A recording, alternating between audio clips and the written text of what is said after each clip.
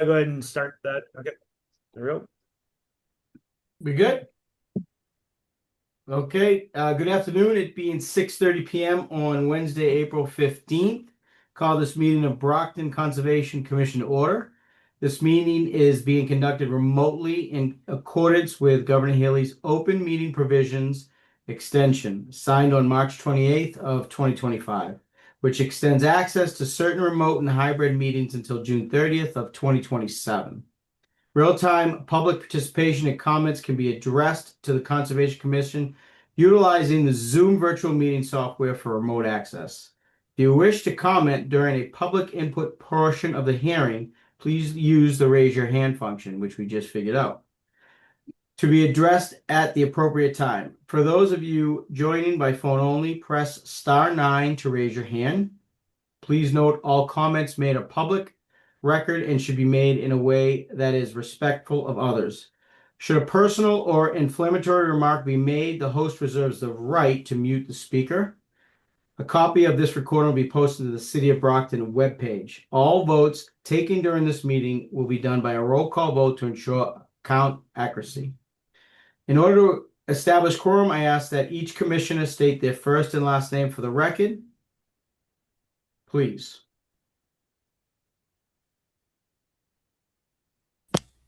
Clay, aye. Lily Green. Reefa Matt. Leon Edwards, aye. Joyce Vorse. And Justin Talbot, aye. We have quorum. Hi, Leon. Hello. Before we start, I would like to, on the agenda number 4, certificate of compliance for Zero Oak Hill Way has been withdrawn. And if we're okay, commission matters number 1, meeting minutes. I myself did not have enough time to read it and go through it. So I would like, if we could, push it to the May 20th meeting. And I believe we need a vote on that. Is that correct? Yeah, let's go ahead and do that. I don't know that a vote's strictly necessary, but we can certainly vote to do that. Do I need a I make a motion then to postpone the I can't think of the word, but the meeting minutes for March 18th to the May meeting. Motion seconded. Clay, aye. Green eye. Matt, aye. Leon, aye. And Forsyth. Talbot. And Forsyth. Sorry, Joyce. No, that's okay. Kyle, so I should go to new filings, number 2? Why don't we, before we get on to that, just announce the continuances, the rest of the continuances for the actual agenda items? My apologies. I did write that down.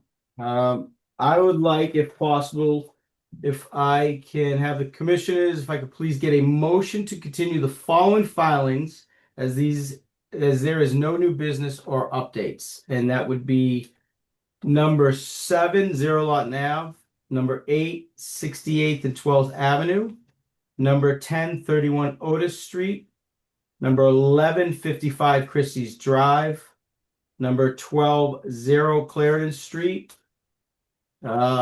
number 13 is Center and Plymouth Streets, number 15 is 195 Bellevue Avenue, and number 16, 207 Bellevue Avenue.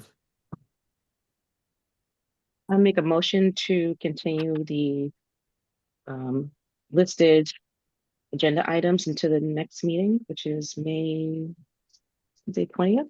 I'm sorry. Yes, That is correct. May 20th. I second that motion. Roll call vote. Clay, aye. Green eye. Matt, aye. Leon, aye. Forsyth. And Talbot, aye. I believe I'm supposed to say that carries. Yep, it does. So on to new filings, which is a request for a certificate of compliance for 30 Sergeant's Way.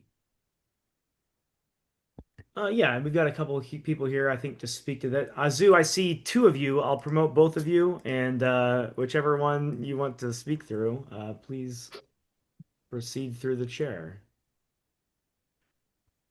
So, thank you. Unfortunately, what happens is, I guess my wife still didn't pay the bill, so I'm not getting my Wi-Fi for my laptop. So I'm trying to. Well, if you don't mind, I will just mute. I'm trying to shut off this, so I'm not talking on both of them. Just so I can put a video on, but without a.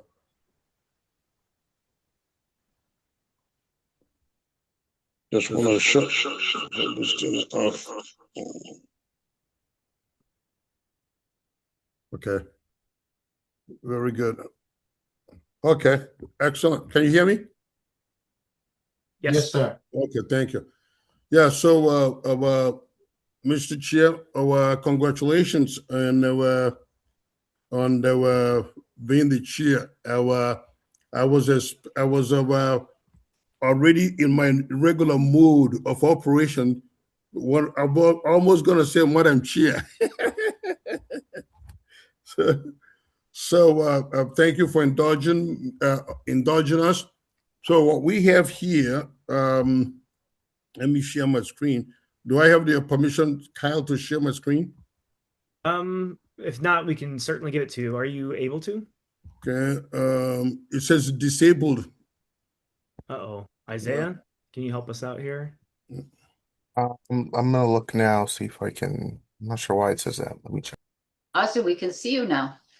Oh no, I'm saying, but the file, my plans to share my plan, I need authorization.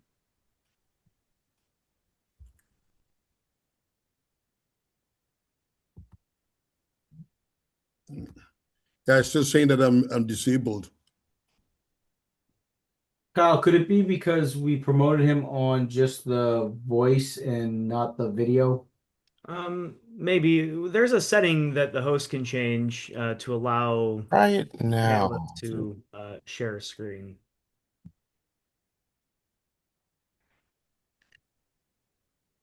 I mean, otherwise you can share it if you have the plan. Can you try it now, Azu?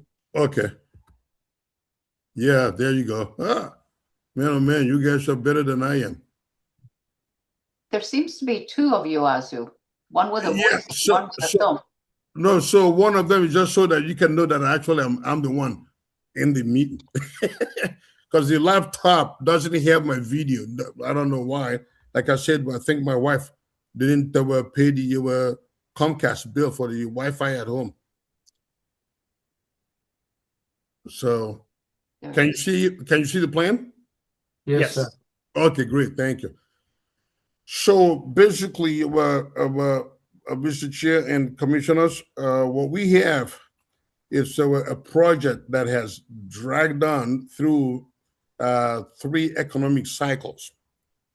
Finally, they do have a full-fledged tenant for the building. And so what we're looking for is a certificate of compliance, partial. And I tell you why we're asking for a partial certificate of compliance. All the work has been done, but there are two significant components that needed to be done, and that is one, the permanent markers that Commission required at the authorized limit of site work, as well as some bushes and planting that are supposed to be done. Given the fact that we've had a very harsh winter, a lot of that work could not have been done at the time that we filed for these partial certificates. So we were very cognizant of the fact that the site does not merit a full-fledged certificate.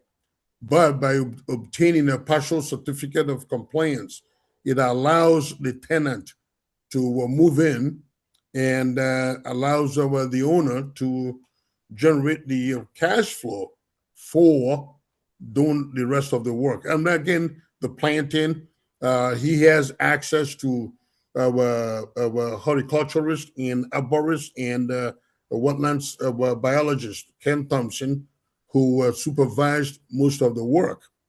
The only issue that I want to bring up, because I don't like to not have a full disclosure. So in the work, and as we documented the site work, we noted that there is about 1,000 square feet of additional pavement that was done, which is basically in this area.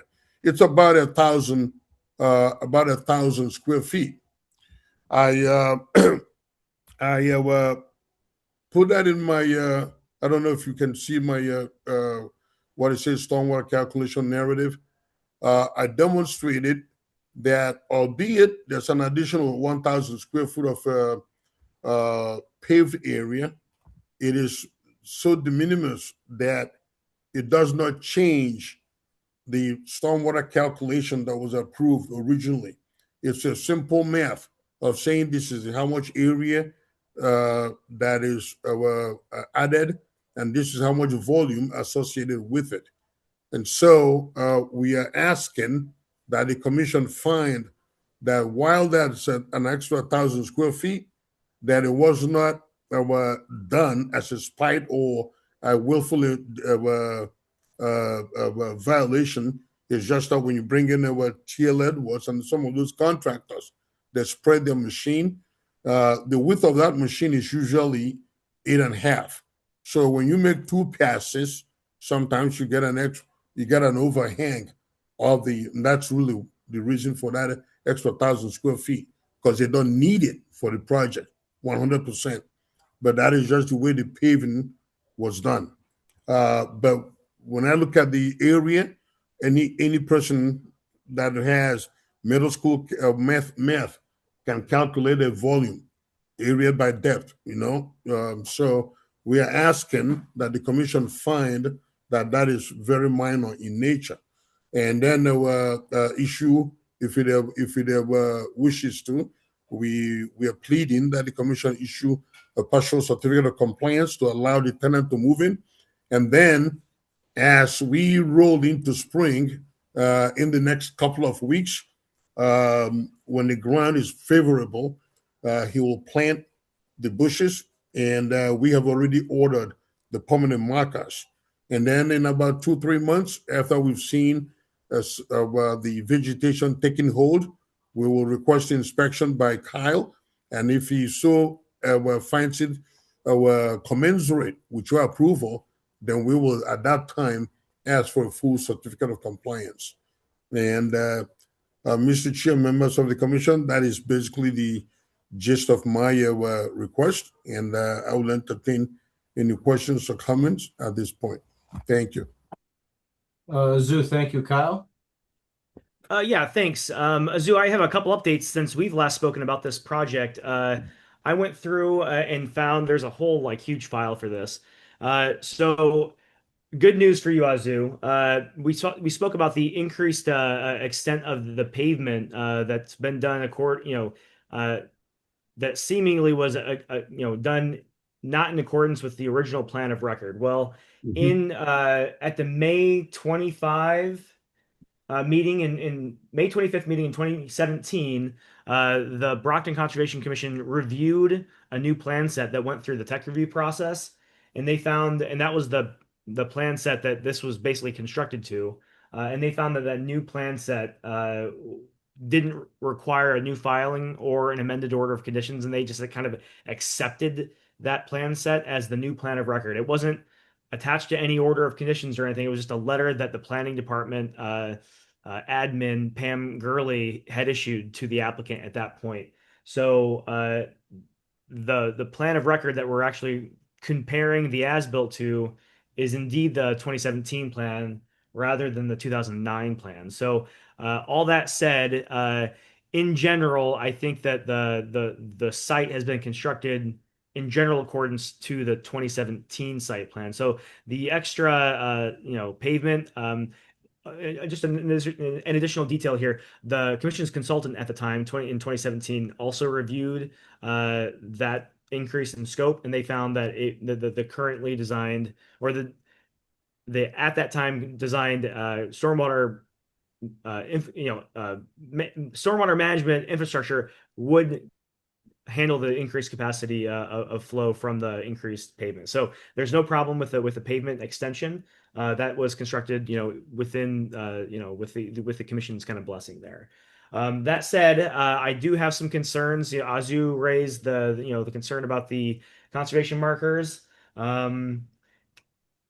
I guess I'll just cut to the chase. I'm not recommending that the commission issue any sort of certificate of compliance tonight. I'd like to share some photos of the site. Azu, I went out to the site maybe a week and a half ago, and unfortunately, there's been a catastrophic failing of the stormwater basins. There's supposed to be a grass swale that connects the sediment forebay to the infiltration basin farther in the back. And that whole area is completely washed out and it needs to be Mm. repaired and, restabilized. And I'll share some photos here, if I may. And that's the big concern that I've got. Yeah, I've got some other Okay. comments, but the big issue is the sediment forebay. And I'm going to skip over to that first, since we're talking about that now. So this is the area that's been washed out. So Mm. according to how it's supposed to work, is water is supposed to flow into this is the sediment forebay that is supposed to have a sand bottom, but I think it's Mm. clogged with additional sand. So I think this needs to Mm. be cleaned out. But then that sediment forebay, that's what's up here at the top of this photo, is supposed to overflow and flow down a grassed, swale along the building here. And this whole area is completely washed out as it connects to the infiltration basin. And I think this infiltration basin, again, is supposed to have a sand bottom, but I think it's clogged. I think there's more sand in here than strictly necessary. I think that there was some catastrophic event and it washed this whole area out. So this really needs to be repaired before I'm recommending that the commission issue any sort of certificate of compliance. So my recommendation is that the commission vote to deny this request for a certificate of compliance until this can be repaired, and then the applicant can reapply for a certificate, down the line after this is all addressed. In addition to this is the major thing, but as I was on site, I did note that they had put down, this is a very sandy material, but I think this is supposed to be some sort of topsoil loam, and it is seeded to grass, but that's all along the back end of the building. You can kind of see here, this is the northern part of the building in the back. And then also along the side of the building, going out towards Sergeant's Way here. This is a new material. It's not stabilized. There is seed down, as you can see in this photo, if you zoomed in, I suppose. So there is seed here, but it hasn't germinated yet. So, we have unstabilized soils right up to the limit of work, this fence line here. So up to the commission's discretion, but it may be a good idea to get some erosion controls put in here along the perimeter while this area is stabilized. There's a wetland system over here to the left of this fence, like just feet away from the sand that's been added here.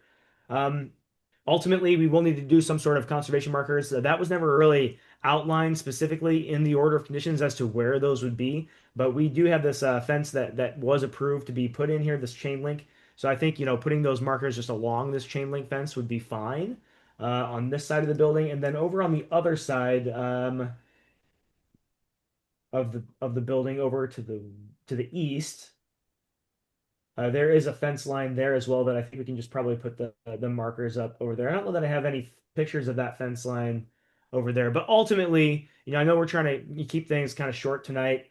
I think that the applicant should coordinate with me as to specific placement of those conservation signs. We need to repair this washout and ensure that the grassed swale is functioning correctly and that the stormwater management system is functioning correctly before we issue any certificate of compliance. Um, and I had a couple other comments. So, conservation markers, uh, we may want to require erosion controls to be installed while that area is stabilized. I did look at the planting plan for those that landscape that has not been planted, as Azu was mentioning. And unfortunately, as this plan was originally, put together, 10, 15 years ago, they had Bradford pear trees as part of that plan. Those are highly invasive. So I would request that the applicant not plant Bradford pear trees and use some sort of other substitute, some native tree to Massachusetts.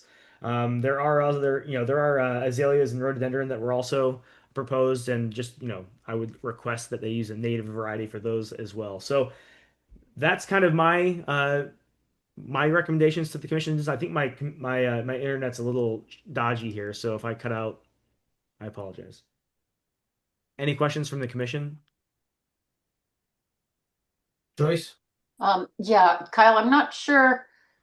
Is a certificate of occupancy able to be issued if there's not a certificate of compliance at this point? There's no language in the order of conditions that prohibits the building department issuing a certificate of occupancy. Now, if they may not feel comfortable, but I was there and there were people in the building. I think they're utilizing the space now. Well, when I did my site visit, I walked up and introduced myself and told them why I was going to be on site. They were actively using the building, so Okay, so it's not like it will prohibit them from renting or taking on a tenant. we're not actively restricting that. No. Okay.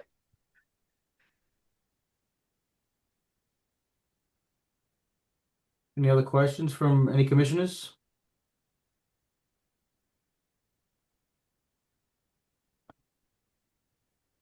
No, Kyle, questions. no questions. Should we make them, can I ask for a motion?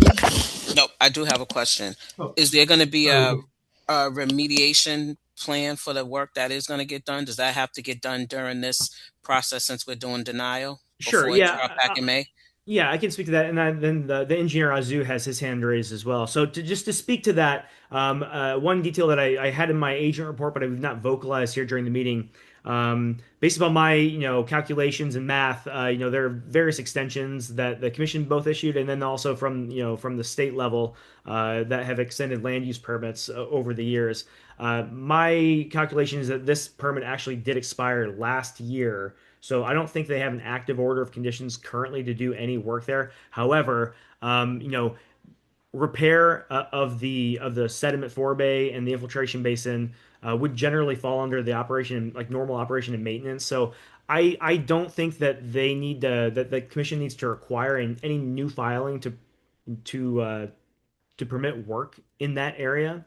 So I think they can just proceed with that repair work.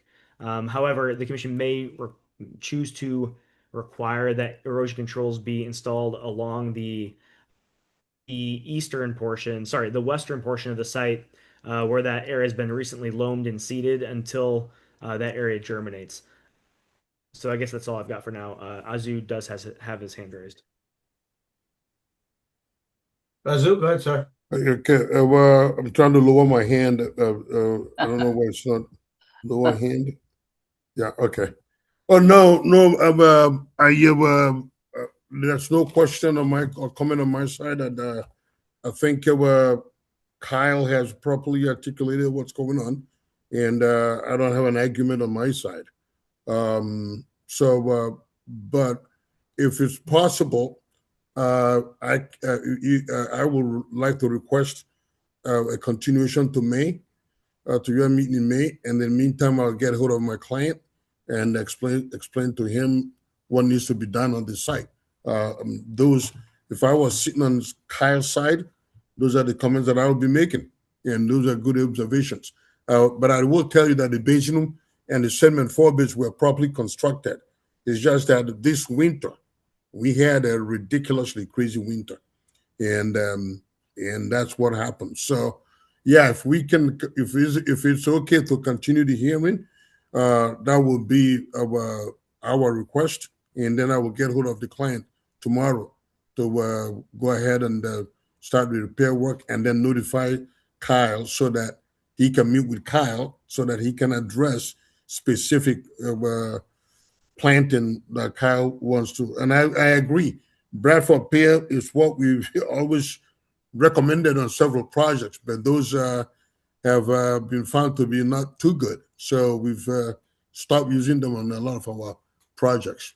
So, and that's a very good observation, Kyle. Kudos. And I will agree with that as well. So if it's possible to continue the hearing for 1 month so that we can at least demonstrate effort at addressing the commission's concerns and install hay bales at the locations that Kyle have identified, and then repair the basin, and then put more grass seed so that those areas can be stabilized. That's all. That's all I have, Mr. Chairman. Kyle? Um, sure. That's up to the commission. If the commission chooses to continue, you certainly have that option. My recommendation is the burden to file a request for a certificate of compliance is very low. The work that would be required for refiling this one in particular doesn't require any modification to the as-built or anything like that. They just need to actually get the work done. I don't know if they can get all the required work done in a month. What I don't want to see is something on the agenda that we just have to continue for 3 months, 2 months. Like our agenda is clogged up enough as it is. I don't like to see things continued unless we're relatively certain all the issues can be resolved in the next month. And I don't know that they're going to be able to get out there and do all that work. I'm going to defer to the commission on that. You all can either continue to the May meeting, and if everything's done by then, great.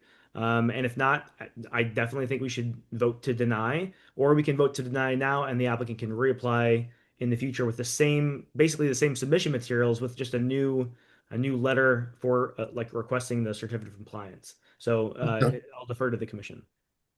And I don't know if the stabilization will happen in 4 weeks.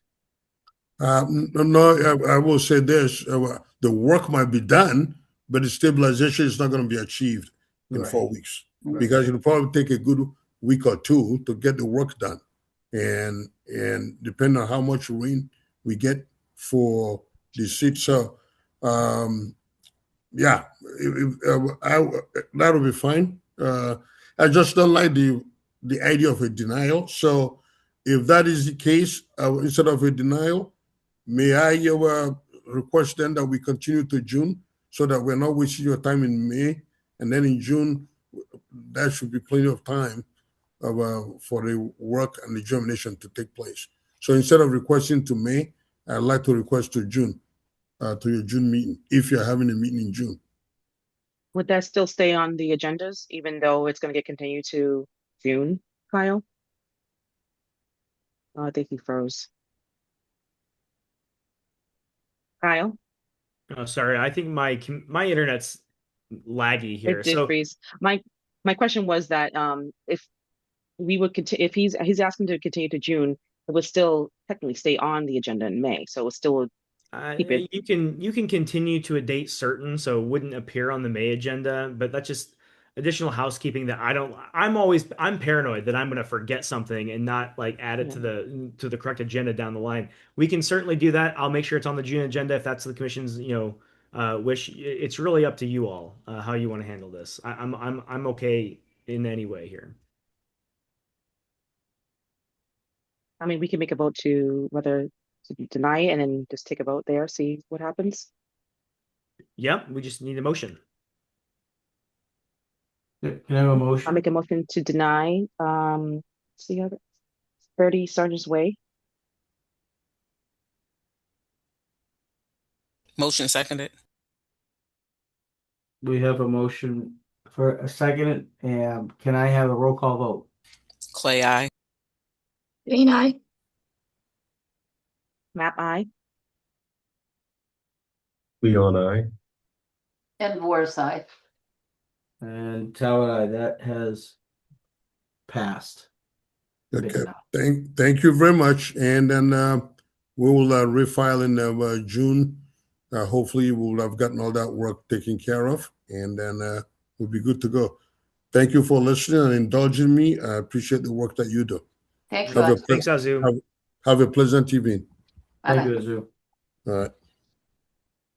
Commissioners, number 3 is a notice of intent for Eldon Keith Memorial Field culvert replacement.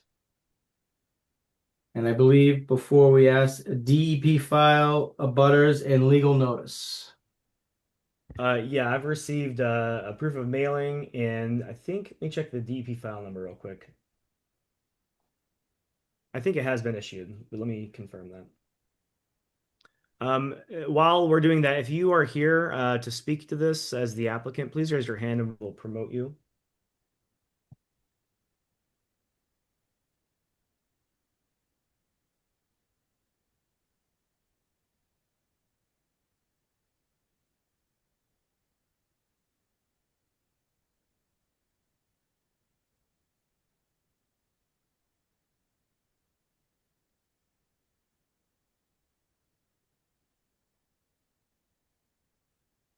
So yeah, DP has issued a file number, Chair Talbot.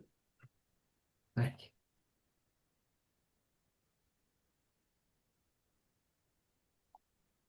All right, I've promoted Chad Kershaw. I don't see any other hands raised at this time.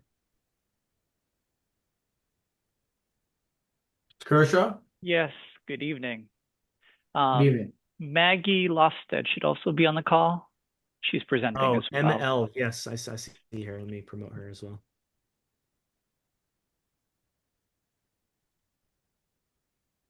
Is it okay if I share my screen?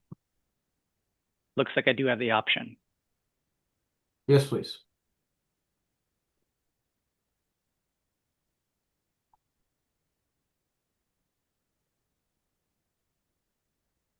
Okay. Can everyone see my screen? Yes. Awesome. All right, yeah, thanks again for having us, allowing us the opportunity to present the NOI for this project. My name is Chad Kershaw. I'm the project manager with CDM Smith. And then also on the call is Maggie Losted, who's our senior wetland scientist. I'll provide a brief project background and purpose, go through the project summary, and then I'll hand it off to Maggie to discuss the wetland resources impacted, as well as our proposed mitigation plan. So in terms of background, the existing culvert under Keith Field, it's over 100 years old. It's a reinforced concrete box culvert, and it's a large culvert. It's 11.5 feet wide by 7.5 feet tall. And the portion under Keith Field is about 500 feet in length. So it's bounded by West Elm Street, which is the upstream end to the north, and then the existing outlet to the south, which is on the southwest corner of the Boys and Girls Club and east of the parking lot for the Arnone School. So the problem is, based on previous field investigations and using the AASHTO culvert and storm drain inspection guide, this existing box culvert was categorized as being in poor to severe condition and at risk of failure. And I'll share a couple screens as I talk through the problem. So as you can see, delamination of concrete, missing rebar, corroded rebar, and a bunch of structural cracking as well. Just a culvert that's in really, really poor shape. Also, the Boys and Girls Club of Metro South, which is located off of Warren Avenue at 233, is proposing to expand their site. And as part of their expansion, they may be expanding their parking lot into Keith Field, which would be located over the existing box culvert. So this would be introducing vehicle loading, which is not currently being experienced on top of the culvert.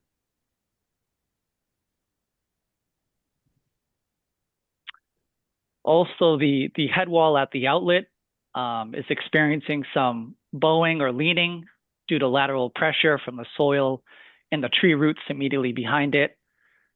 And it's tough to see. Maybe the next photos will help. But yeah, so also a portion of that the west side of the head wall is just made of cinder blocks. So, for these reasons, the Brockton DPW asked us to pull together design documents for rehabilitation of the box culvert under Keith Field, and then also replacement of the head wall at the outlet.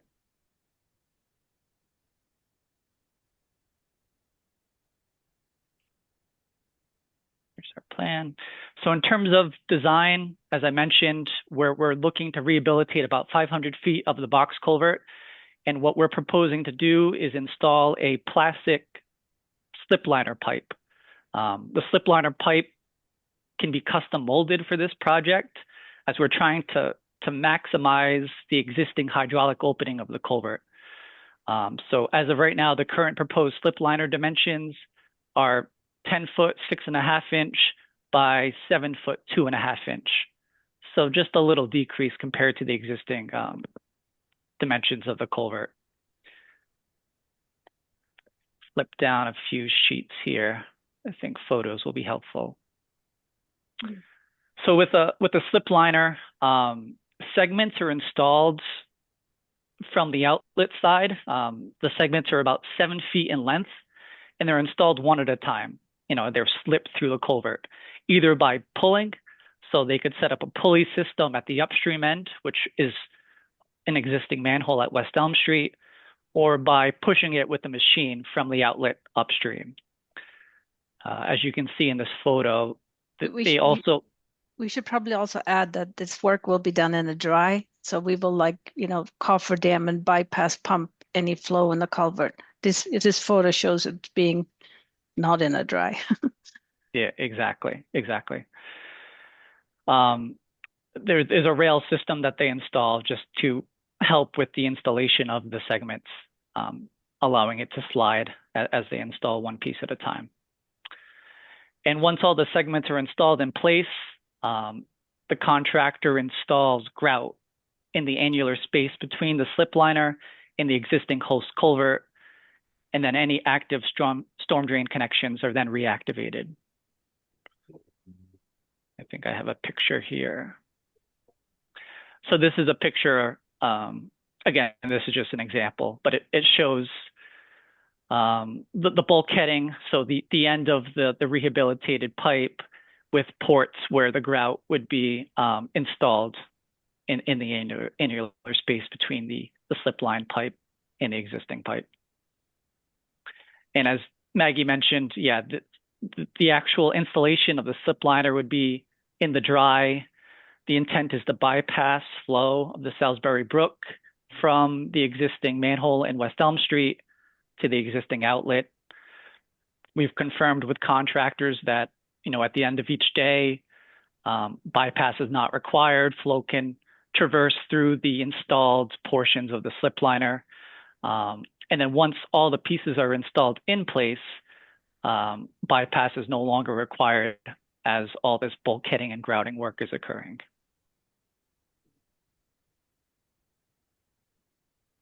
And here's another picture of the grouting process. In addition to ports at the bulkheads on each end, they can also install ports in the actual slip line pipe, just to make sure that the grout's properly installed throughout the 500-foot reach. I think we have a pretty cool picture of that manhole too, right, in West Elm Street. Wow. Maybe. Oh, sorry. Maybe at the end.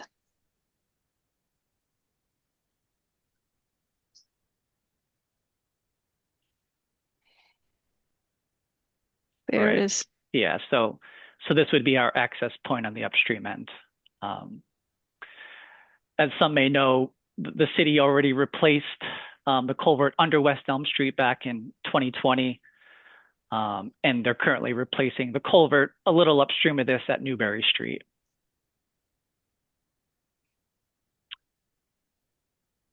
In terms of hydraulic analysis, and I will admit I am not an expertise at this, but we have a team that is. The team created a HECRAS model to model the hydraulic capacity of the box culvert under existing conditions and then proposed conditions with the slip liner for the 2-year, 10-year, 25-year, and 100-year storm events. In summary, you know, our modelers found that the hydraulic capacity upstream and downstream of the proposed project will not be affected by the slip liner. You know, inside the actual 500-foot reach, there are minor changes in velocity in the hydraulic grade line, but immediately upstream and immediately downstream of the project, there's no changes to the hydraulic capacity Also, the team looked at the 100-year storm event in terms of water surface elevations, and again confirmed that immediately upstream and downstream of this slip line culvert, there's no change after the liner's installed. So, based on these results, this project meets the FEMA no rise criteria. And then in terms of where we stand today, just general update, we're at about 90% design in terms of plans and specifications. And if all permits can be in place this summer, and that's a big if, the city would love to advertise this project at the end of the summer or the early fall for construction starting in the fall. That's all I got, Maggie, if you want to take over.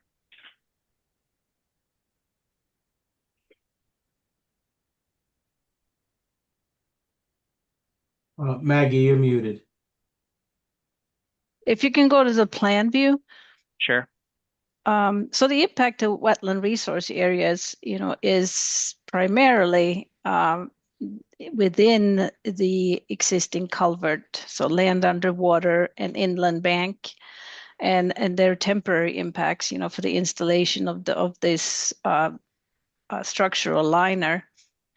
On the downstream side, though, we do need, as you can see there with the dots, there will be some temporary impacts like within the open channel, and that's just for the contractor to get access in order to install this liner the way Chad described, and that will be restored to pre-construction conditions.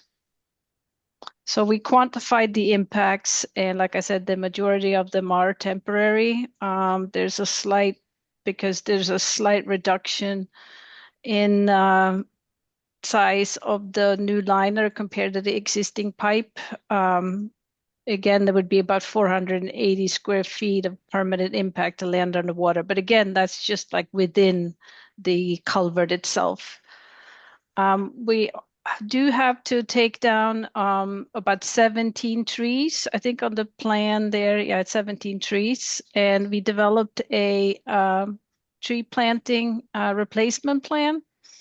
And again, these trees are mainly for access. Some of them are being removed there's one that is on top of the existing culvert, and there's a couple that are on the west side that are interfering with the existing retaining walls that will also be removed. And they range in diameter from like 2 inches to about 36 inches. So we're proposing to plant 20 trees, 2-inch calipers, native shrubs and trees. They're listed on this planting plan that we did. I apologize, we submitted it on Monday, so that was it wasn't part of the initial submittal. And yeah, I think I'm going to open it up to questions. It's also a limited project. I wanted to point that out, to file as a limited project. Okay, thank you, Maggie and Chad. Kyle? I think Kyle's frozen. Frozen. I had a question. I think you already stated, but how many trees are you going to be replacing? Is it you're going to be replacing all 17? Yeah, so we're going to plant 20. So Okay. So a little bit more than 1-to-1. Joyce? Maggie, this is the first time, and thank you, Justin. Maggie, this is the first time I've ever seen a project like this, and it's fascinating. So just out of curiosity, how do you bypass the brook? I'm sorry, I don't mean to be ignorant, but I have no idea how do you get it dry so that way you can do the work? So what they will do is they will install like a sandbag cofferdam. They will sandbag at the upstream side, and they will put another cofferdam on the downstream side, and then they will just pump the flow around. So you can kind of see there we have, Kyle is showing the downstream cofferdam right now. And we also have a turbidity curtain, I forgot to mention that, which will be downstream of that downstream cofferdam, and then they will pump it around. But again, and I think Kyle asked us this, and we reached out to the contractor, and he said it can be shut off at night, so it just has to be running during work hours. Okay, that's interesting. So- Thank you. Sure. And we'll certainly have limitations in the specifications in regards to the weather and flows. And if there's rain in the forecast, they're going to have to hold off on bypassing. It's very cool. Good, thank you. Kyle? Yeah, just kind of piggyback on Joyce's comment. So with this bypass, it will have to be pumped up through that manhole access and over the ground level. It's not going to be pumped through the existing culvert, right? Correct. Ideally, it's at ground level, so it'd be across Keith Field. If, in talking to the DPW commissioner, he didn't think that was an issue. If it does become an issue, we can discuss with the contractor potentially installing it, through the existing culvert. It may be doable. Well, we just have to figure out how to make that initial, that initial pass through with the culvert. I'm sorry, with the temp hose. But ideally, it's above ground. Okay. Okay, great. Thank you.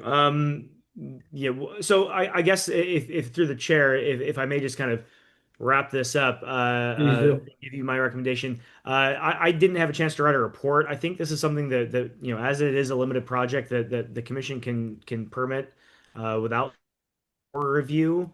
But given the fact that we just received that restoration plan for the riverfront area earlier this week, we've not had a chance to really dig into that.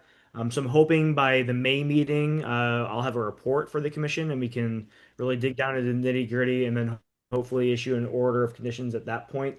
So my recommendation for tonight would be to obviously continue the discussion, ask any questions that you would like while the applicant is here. But then ultimately, I would recommend that we vote to continue this to the May meeting. And then I guess in the meantime, I will absolutely be in contact with Maggie. I've been, already speaking to her about this project, and we'll work on kind of hammering out all the details and stuff that I think that the commission needs to kind of permit this. Kyle, thank you. Lily? This is just for my own note. Either if any of one members where limited project is, or just to give me a quick summary again of what makes a project a limited project. Sure. I Thank can you. take that one. So a limited project in the Mass Wetlands Protection Act, there's a coastal limited project and there's inland limited projects.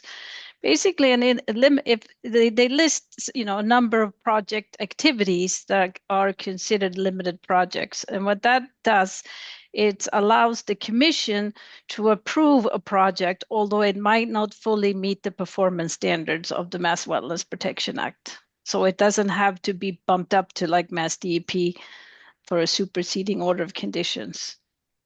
Kyle, feel free to add to Yeah, that.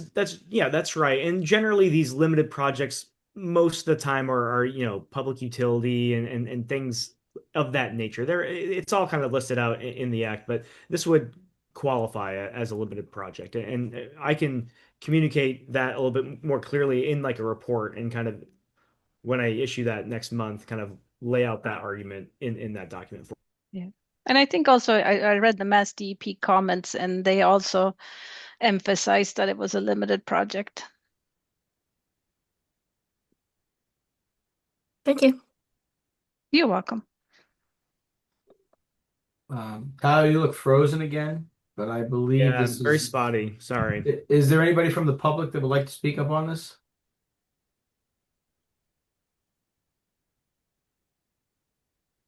I don't see any hands raised. Okay. Any more questions, commissioners? We have a motion.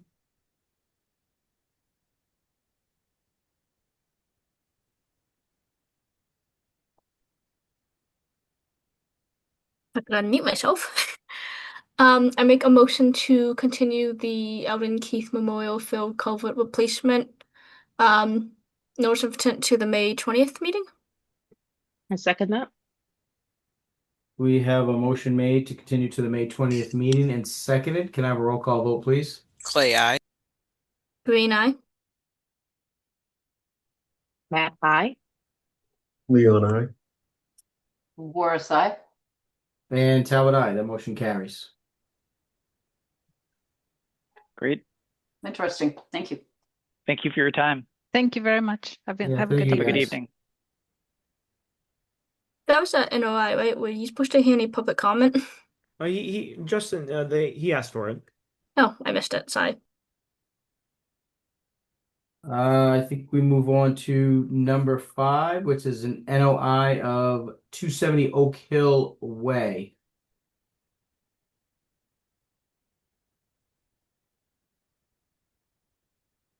Anybody here like to speak to that? Please raise your hand.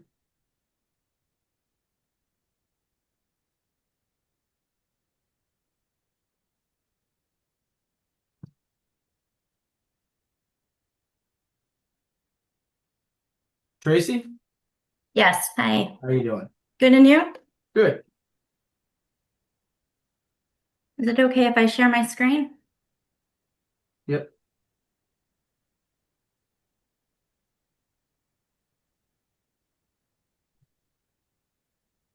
Do you have that in front of you now? Yes. Okay. So for the record, I'm Tracy Duart with MBL Land Development. I'm here on behalf of Lou Tarantino of LJDE LLC for the proposed EOMS corporate office and vehicle maintenance facility on Oak Hill Way.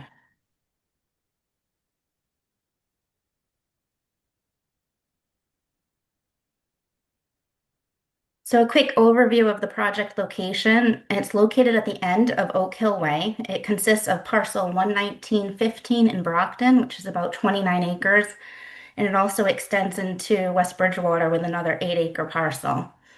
It's bounded to the west by the wastewater treatment plant, to the north by the UPS facility, and to the east by the Fall River New Bedford rail line.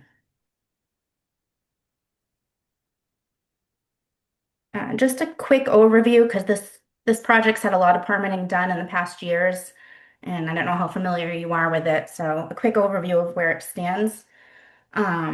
In October of 2017, an order of conditions was issued for the full site build out of this site. At the time, it consisted of about 100,000 square foot recycle building, two 20,000 square foot buildings, a stream crossing over the Edson Brook, and detention basins. 4 were proposed. 1 was actually in that West Bridgewater portion of the site. After that, an amended order of conditions was issued in 2021, and that was for what work was considered Phase 1A and Phase 1B. This consisted of pretty much the stream crossing to get into the site and the driveway to get into the site, the construction of 2 of those 4 basins, and 1B consisted of 1 of those 20,000 square foot buildings and the parking areas that went along with it. Since then, that order of conditions has been extended and is currently still active.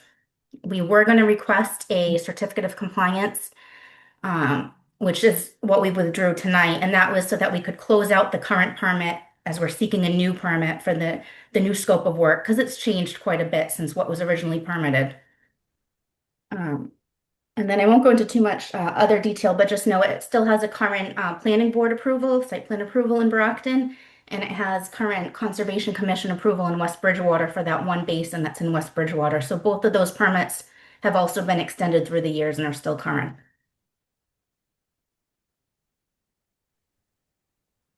So to give an update on where construction stands with this project, the stream crossing, the open bottom culvert that goes over the Edson Stream, that's been installed along with the retaining walls on either side of the driveway entrance. So this is the stream crossing. I don't know if my mouse shows up for you. And these are the retaining walls. The driveway entrance was constructed, but it hasn't been paved. And then utilities have been installed as far as water and sewer have been brought into the site, but not the other proposed utilities that were previously approved. And these are some photos of the open bottom culvert. So you can see the culvert was installed, but nothing on top as far as finishing the road or guardrails. This is what the road looks like. This was just, I think, earlier this week, this photo. So same thing, the walls were installed, but you can see they haven't been finished up top. The road hasn't been paved. This is from, I think, last year, but you can see the side of the wall by the resource area. It's vegetated really well and established. And this is as you come down Oak Hill Way. This is the very end of Oak Hill Way. The crossing's right after you get into the site.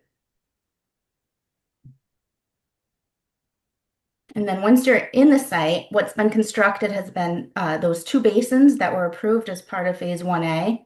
Those are existing. There's like a gravel drive that was installed. This is the outline of it here. And some of the drainage infrastructure, like some catch basins and water quality units that go to those basins, were installed. The other thing that has been constructed is there was a compensatory flood storage area that was proposed. And that's because previously, in order to construct these basins, there was a little bit of flood storage that was lost. So that compensatory storage area has been constructed, and we surveyed it and as-built it to make sure that it met the volume and the depth requirements to confirm that it matched what was proposed.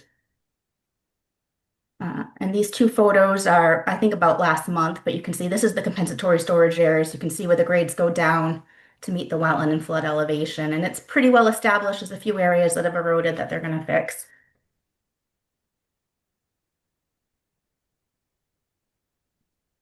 So a quick overview of what's being proposed.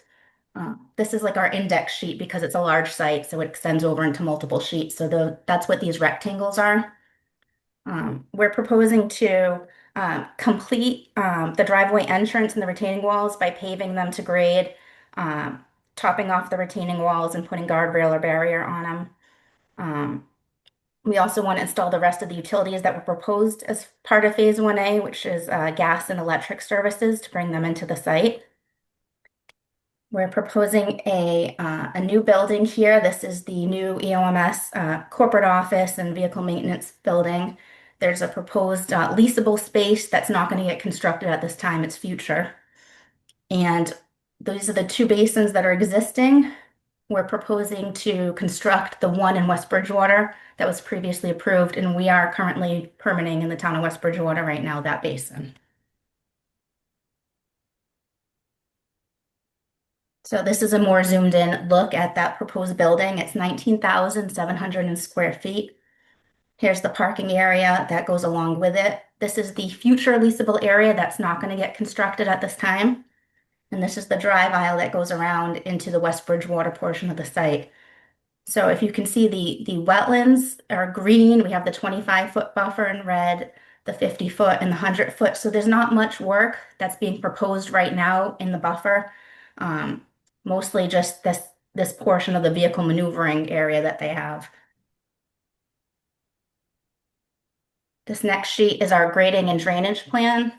So we're trying to use as much of the existing drainage infrastructure as possible. So we have catch basins that are tying into these existing water quality units, go into the existing basins. Same thing here. A good portion of the building, the roof leaders from the building and the back parking areas is going to be tied into that West Bridgewater basin, which is how it was kind of originally intended, that the southern portion of the site was going to drain to that West Bridgewater basin. You can see here grading goes at its closest point up to just before the 25-foot wetland protection zone or wetland buffer zone. This is what was previously approved, work up until the 25-foot wetland protection zone. This is just our utility sheet that shows the new gas and electric coming in. We're also proposing to tie the existing water and sewer that were brought into the site. We're going to tie them into the proposed building. The sheet also shows there's existing filterment erosion control around the previously approved limit of work, which is close to that 25-foot buffer zone. What was approved and was installed was actually 18-inch filterment, so it's a very large filterment. And then in areas where there wasn't any filterment, like where we're tying into the West Bridgewater work, we're proposing a new erosion control barrier in those locations.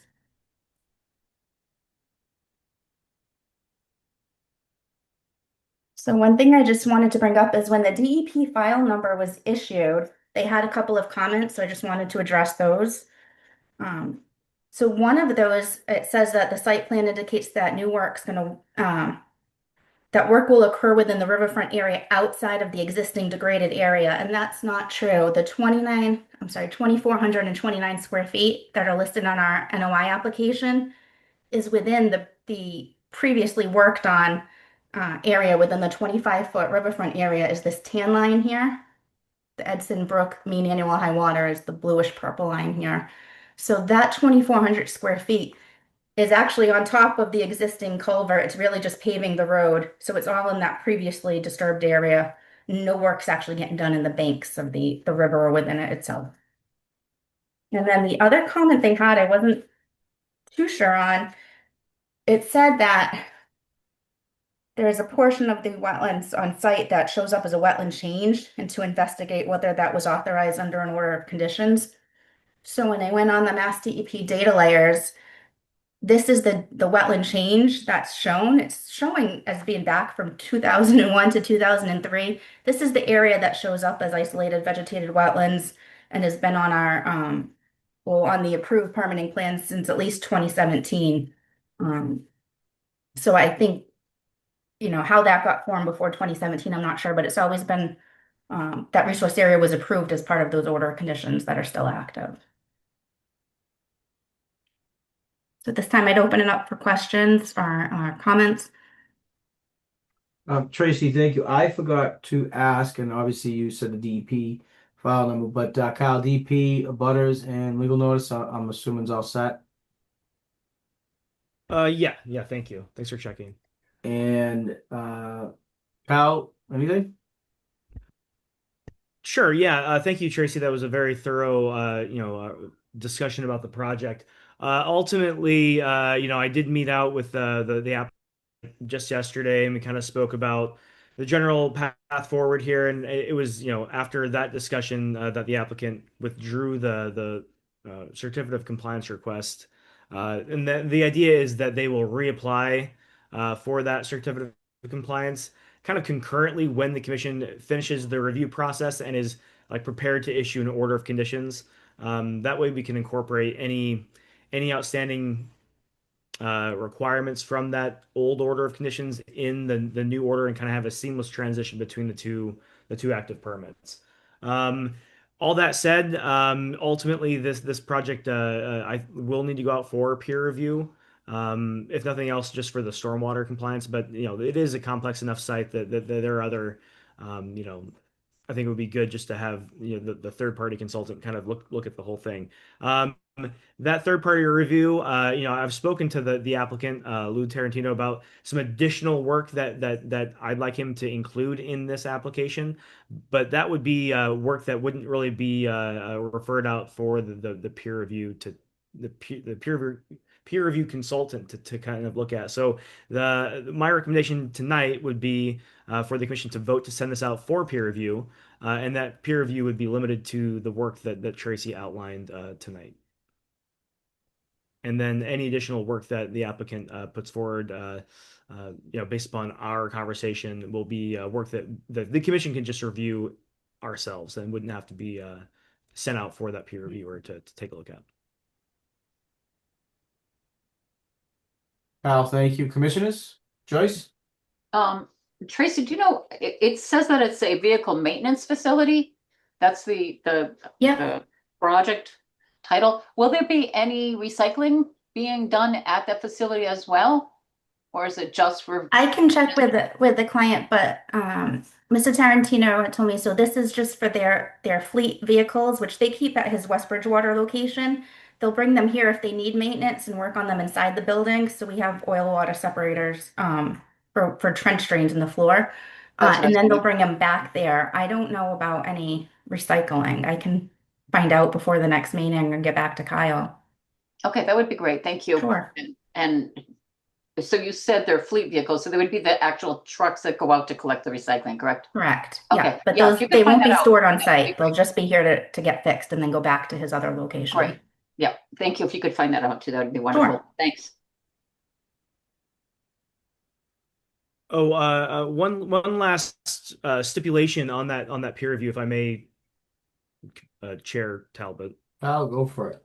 And this is something that I've already spoken to MBL about, but as part of this overall permitting process, getting from, idea to this project will have to go through a site plan review with planning board.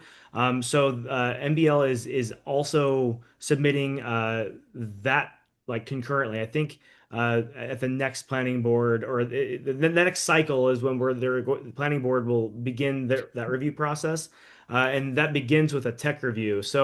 And that's kind of the internal discussion among various city departments. So before we send this out for peer review. I would like to have that initial tech review meeting having already occurred. That way we can incorporate any additional feedback from, say the fire department or the building department in the plan set that we are sending out for peer review. Just so we don't have to, modify the plan set after one round of peer review has already been done. This is just an efficiency thing. So when we vote assuming that's the will of the commission to send this out for peer review, I would not send out that request for proposal until after we have one round of tech review completed. Cal, thank you. Any other commissioners, questions or anything?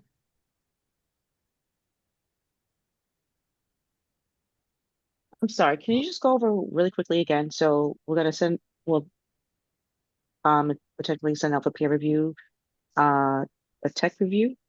What was the other? Tech review is in a thing that's part of the planning board review process for site plan review, and that's an internal meeting with various city departments and the applicant. And the reason I would wait to send this out for peer review until after that meeting is oftentimes, maybe the fire department might have a concern about, emergency access and, fire truck turning radius, and that might significantly change the site plan. And I'd like to have all those comments incorporated in the plan set before we send it out for that peer review process, just so we don't have to make major modifications after that peer review process has already begun.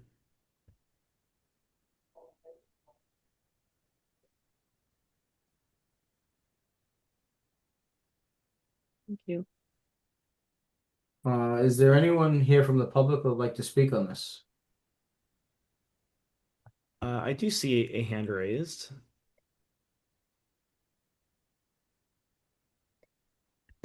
I'm promoting Chris Brindley.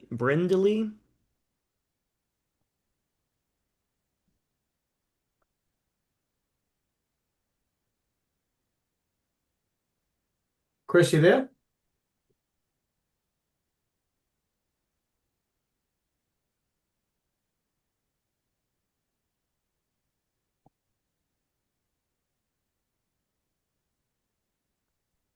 Chris, if you're trying to speak, you're muted.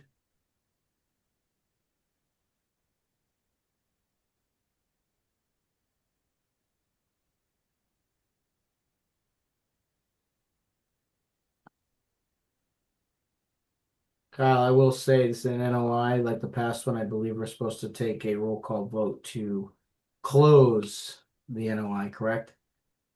Oh no, we only close the public hearing when the commission's prepared to issue a decision, like to issue an order of conditions or to Understood. deny that issuance. So Kyle, we're continuing this one for tech review and allow that to do what it needs to do first before sending it to peer review, or do we just send it to peer review and then you will follow the tech review process and make sure all of that is incorporated prior to the send Yeah, off? the second option. I'm a part of that tech review process. I sit Okay. in on those meetings, so I'll be in the room when this happens. So you are free to vote to send this out for peer review, and just pending that initial tech review meeting, and then you can make that vote tonight, and then after that we'll continue to the May meeting. So two separate votes, please. Hello, can you hear me? Yes, Chris, we can hear you. Okay, thank you. Yeah, I just had um, a question about when is the horrid stench going to leave that site? Because I can't eat on my deck. I can't, none of us. Uh, 11th, 12th, Appleby and Geraldine, and probably up to Carlisle. When we get a southwest wind, the stench is so bad from those piles of whatever they have. and I'd like to see an independent air quality study done. Um, I mean, it's like the last 3 days, it was like horrid. Couldn't be outside. When are those piles of stuff leaving?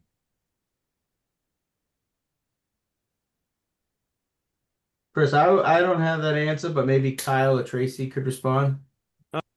I'll jump in first, and then I'll throw it over to Tracy. Unfortunately, that those concerns are kind of outside the scope of the Conservation Commission's authority and review here. This is an industrial zoned area, or this lot is anyway, and I understand that there are residential, neighborhoods around that, but that's kind of outside the scope of the Conservation Commission's authority. And I unfortunately I don't really even know who to refer you to raise those concerns with. So I'll ask around, and if you want to chime in at the next meeting, I can maybe have an answer for you then. Okay, well, what I was going to then I guess my only option is to go to the Board of Health and request a cease and desist order until that material is removed from the site. That's the only option I believe I have.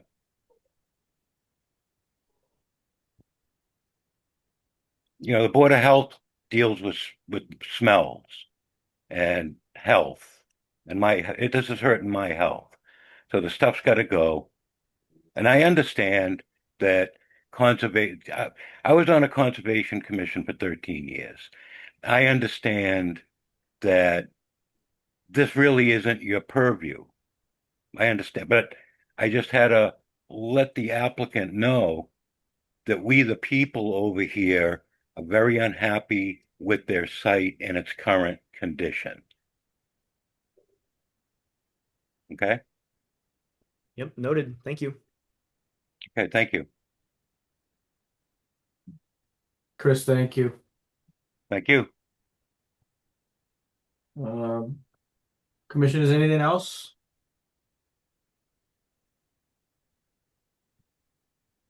Can I get a motion?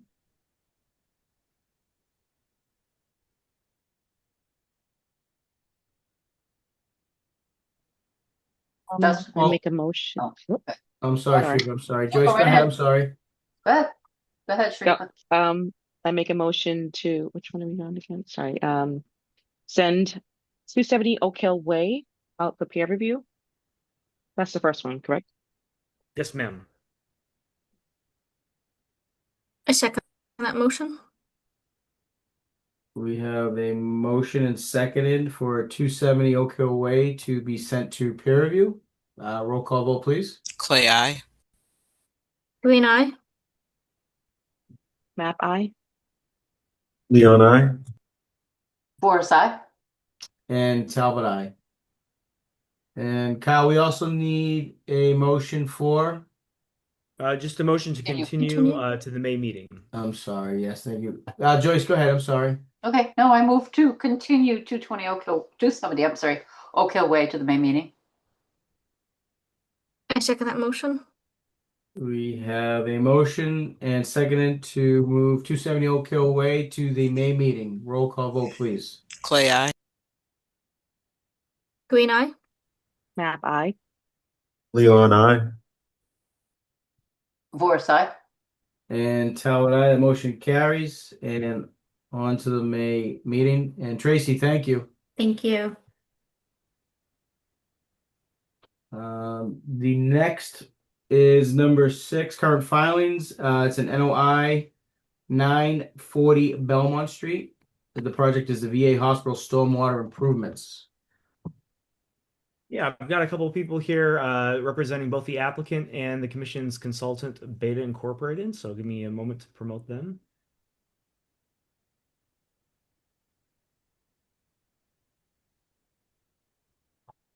All right, I've promoted Elise Tripp and Terry Reynolds.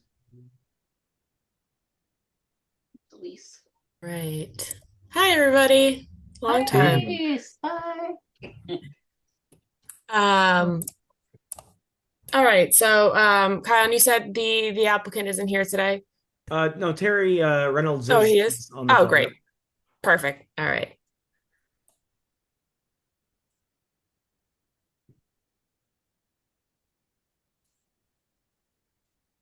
Mr. Reynolds, would you like to start? Sure, I can start. Yeah, if I can share my screen, I'll just put the plan up and give you guys a brief reminder of what we're doing. It's been a little while.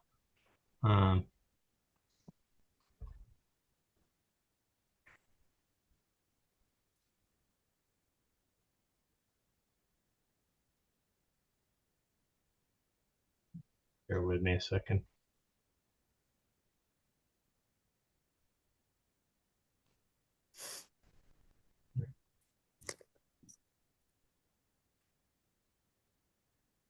We'll just go with the whole screen. All right. Can you all see the plan here? Yep. Okay. So this is a stormwater improvements plan, general site improvements project for the Brockton VA. And what's here before the conservation are buffer zone areas of the project, specifically their operations area on the southeasterly end of the site. So in this area, this has all been sort of degraded asphalt. This is kind of crumbling gravel at this point. And so they've been going through and we've designed new plans for them to upgrade the areas so that the areas are being repaved, striped, and the facilities have been, improved as an ongoing effort throughout the entire VA facility. So in this area, there's work being done mainly in the buffer zone. No additional work is being pushed more into the buffer zone than what was there. So there's paving in this area and all the way around the building. There are a couple different discharge locations for the site. But currently, the site is just running straight into the wetland, which runs around the perimeter of the area. So there's discharge that drains from this area to the north. I think it's the north, maybe it's the east actually. And then this area to the wetlands right in here, and then this area to the wetlands both here and here. There's a high point in between. So what's being proposed are general improvements to the water quality going into the wetlands. Little vegetated stilling basin here where it was just running through straight in. Over here, there's a biofilter swale along the edge that goes into another vegetated stilling basin where water ultimately flows into the wetland here. And then over here, we have vegetated filter strip for this area coming off into the wetland here. And then over here, we have a little biofilter swale, additionally treating water that is being channeled from here and going down. So we've gone through a fairly extensive review with Beta, going over these areas and some of the other portions of the site, specifically this portion where we have the subsurface system, parking lots being redone over here. And at this point, we have gone through and worked through all the possible comments. And I think we're in agreement that everything's been addressed. Mr. Reynolds, thank you. Elise? Hi. Yeah. So Terry provided a great summary. It's been an extensive review, but we've reached the point where we believe that the project meets the standards, meets the Massachusetts stormwater standards. That was kind of the outstanding piece here with some of that back and forth. So ultimately, we've determined that the proposed designs do improve water quality compared to existing conditions. So at this point, everything's been addressed. The kind of one small item remaining where we're recommending could be a special condition for the project. So that condition was the addition of a detail for drainage manhole 59A in the construction plan set. And that should be submitted to the commission prior to construction, just to kind of button up this last little piece of it. But the actual design itself, we've reviewed and we are all set with. We did kind of, I guess, I'll go over, there's 3 other recommended special conditions that we have that were made a bit ago, but I'll just refresh the commission on those. So the first one was that the conservation agent should be notified prior to the start of dewatering, and that dewatering locations and methods be approved by the agent prior to implementation. That stockpile and staging areas within buffer zone be surrounded with perimeter controls, and that a draft copy of the stormwater pollution prevention plan, the SWIP, be submitted for review to the commissioner's agent. So that was the 4 that we ended up with. That's at the end of our last report or last peer review letter that we issued. But, beyond that, we Beta's all set, and, recommend that should the commission feel content, an order of conditions could be issued approving the project. Elise, thank you very much. Kyle? Yeah, sure. I've just got a couple questions, and Elise or Terry, whoever is most appropriate, please feel free to jump in. So, first thing, Elise, you had mentioned, the recommended special conditions with the drainage manhole 59A. That was in conjunction with pond 39. Can you show us on the map where that drainage manhole 59A and the pond 39 are? Or Terry? Sure, I can share that.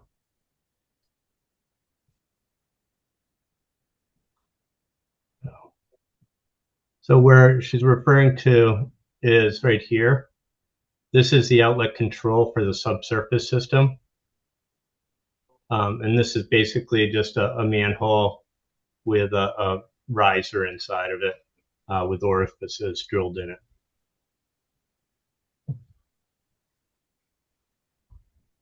What was the What was the other one, Kyle? pond 30? Well, it was 59A is I guess is connected to pond 39. Oh, and in the model that would the pond 39 would be the subsurface system here. Okay, thank you. All right, yeah, great. I just read the comment. I was just not really sure where I was supposed to be looking on the site plan. So obviously this is a large area that we're covering, so that kind of leads into my next couple comments. So on the site plan that you've got here, Terry, the pink on this plan here is the limit of work. You've got Yes. another sediment or erosion control plan sets sheet There. GC 100. Would you pull that up, please? Sure.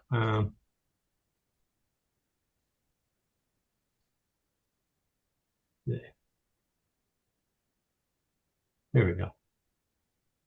Okay, so it's kind of hard to see here, but on this plan, the pink is the limit of work, and obviously that goes all over the site. And there Yep. are proposed erosion controls are in green, but that's kind of hard to see here, but they do exist.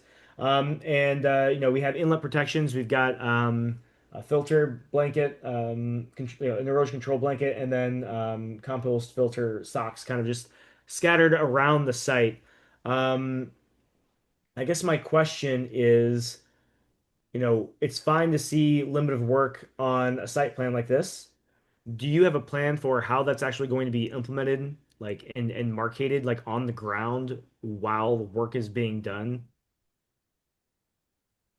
Do you mean like staked out or something, or? Yeah, like if I'm a contractor, and I'm, driving my truck around, how do I know if I'm beyond the approved limit of work on the ground that day? Like is this going to be marked in any way physically on site, or I is this just based That upon is a like good question. I am not sure of that. It can't be marked, necessarily everywhere because this is going across driveways and so on. right. Um, so I And obviously you're still utilizing the site, as this improvement project goes through. Oh It's a yeah. large area. I imagine that this is not a phased project, but I imagine you will kind of be doing this section by section. Is that kind of the intent, Terry? Yeah. Yeah. I mean, it's challenging because it's a working facility, and so there's not really any easy way to do it. They're gonna in as part of preparing the SWIP, there will be a detailed phasing plan for erosion control and so on, and how that's going to happen, and that's required as part of that SWIP preparation. Okay, can you talk a little bit more in detail about what that entails? I know one of the recommended special conditions from Beta was to have that draft SWIP submitted to the commission before beginning work. So Yeah. that SWIP would look at more of a phased implementation and phased installation of erosion controls as you move through the Yeah, project. Is that's that the that's idea? required for any project of this scale. Uh-huh. So it in part of the in one of the sections of the SWIFT, you'll find that there is a phasing section, and how is this addressed in a narrative talking specifically how they're going to maintain that the inlets, for instance, this parking lot right here, that will probably be a phase all by itself, and so there will be a plan that identifies the inlet protection. And here the grades generally go into the parking lot, so the inlet protection on these catch basins over here will be important, and over here and here. And so how that gets managed will have to be really thought out through with the VA and the contractor as they prepare the SWIP. Okay. All right. Well, thank you. That's informative. Just following up on that, and that might be part of this conversation as well here. The erosion controls proposed, specifically the compost filter, sock, don't seem to go entirely around all areas. I mean, basically there are wetlands around the entire site, more or less, right? Right. But I don't see that the sock kind of goes around the entire perimeter. So No, I assume because that during the review, you looked at grades and things and only put it in areas where it made sense. correct. So the compost sock is generally put down gradient of any disturbed areas. Where it's actually going the other way, compost sock has not been proposed. Okay, and that's all Beta, you've all looked at that and think that the proposed controls are sufficient to protect the interests of the act? Yeah, yep. And one thing as part of the SWIP is that say during construction, say, whatever the conditions are, that might warrant additional, say, perimeter controls, maybe it's weather, maybe, whatever it is. That's part of the SWIP process is that, during the extent of construction, additional erosion sediment controls can be implemented as needed. So it's kind of here's how we anticipate or how they anticipate dealing with the site, with the knowledge that during construction they're also responsible for adding more erosion controls if it's warranted, or adjusting them.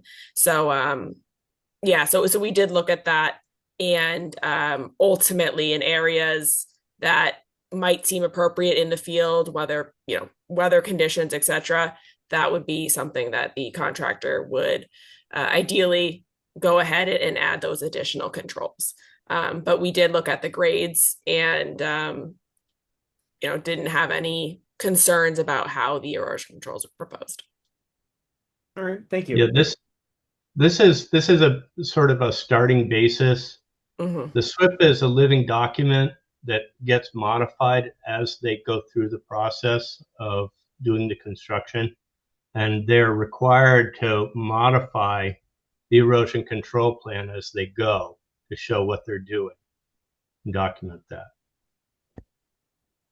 All right, thank you. So I guess for the commission, and I see that Commissioner Voris has her hand raised. I'm just thinking from my perspective. Ultimately after the commission issues an order of conditions, we'll have a pre-construction meeting, and part of, we'll require that draft SWIP be submitted to the commission. Um, During that meeting on a smaller project, I confirmed that erosion controls are installed according to the plan of, the plan. Um, I don't know, and I'll kind of throw this at the commission to see if they would like what kind of oversight do we want to have here? If I go out to the site and they're only doing, say, that parking lot that Terry was showing initially, they might not have the erosion controls on their southern portion of the site installed Right. at all at that point. So how, I just want to make sure that the commission is comfortable with the process as, as we move through this project.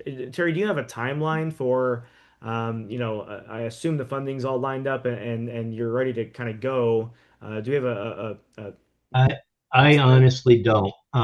They have a million projects going all the time over there.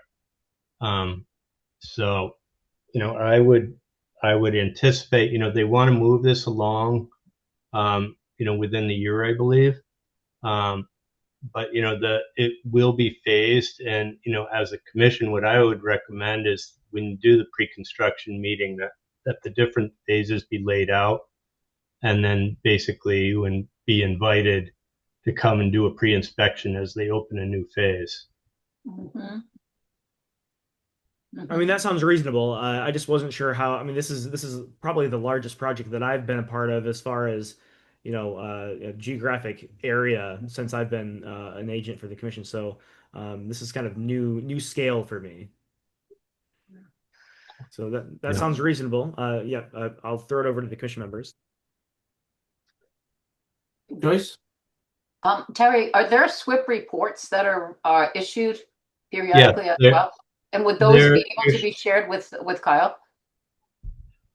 well, they can be. I think you'll find, SWIP reports that are in relation to the resource areas would be of value.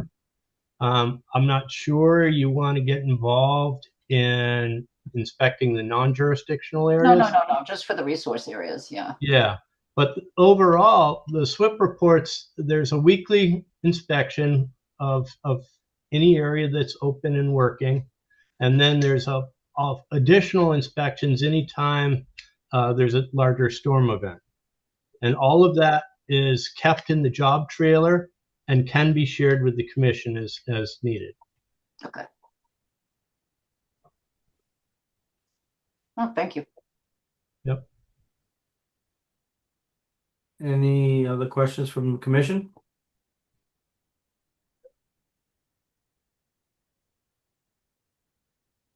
Kyle being an NOI, this is open to the public, correct? Yeah, that is correct. I do have one final comment, kind of to wrap up things, if I may.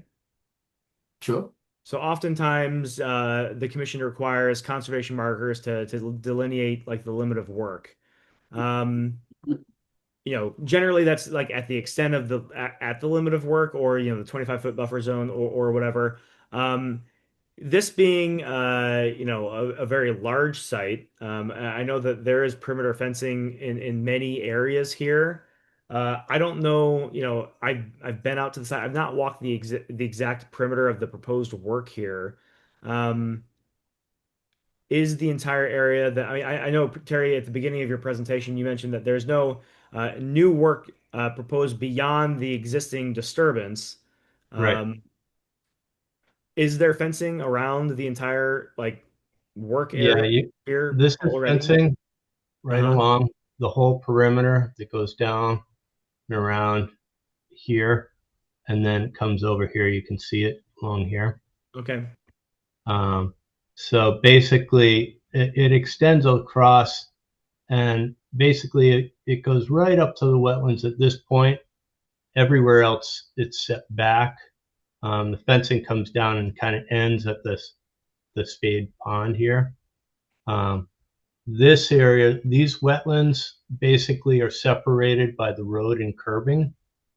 Um, so, unless people start stockpiling over the bank, which they're not going to, this is pretty well protected. Okay. Um, All right, thank you. So, commission members, I'll defer to you all if you think that that is sufficient, or if you would like to see additional signage or something, we'll defer to you.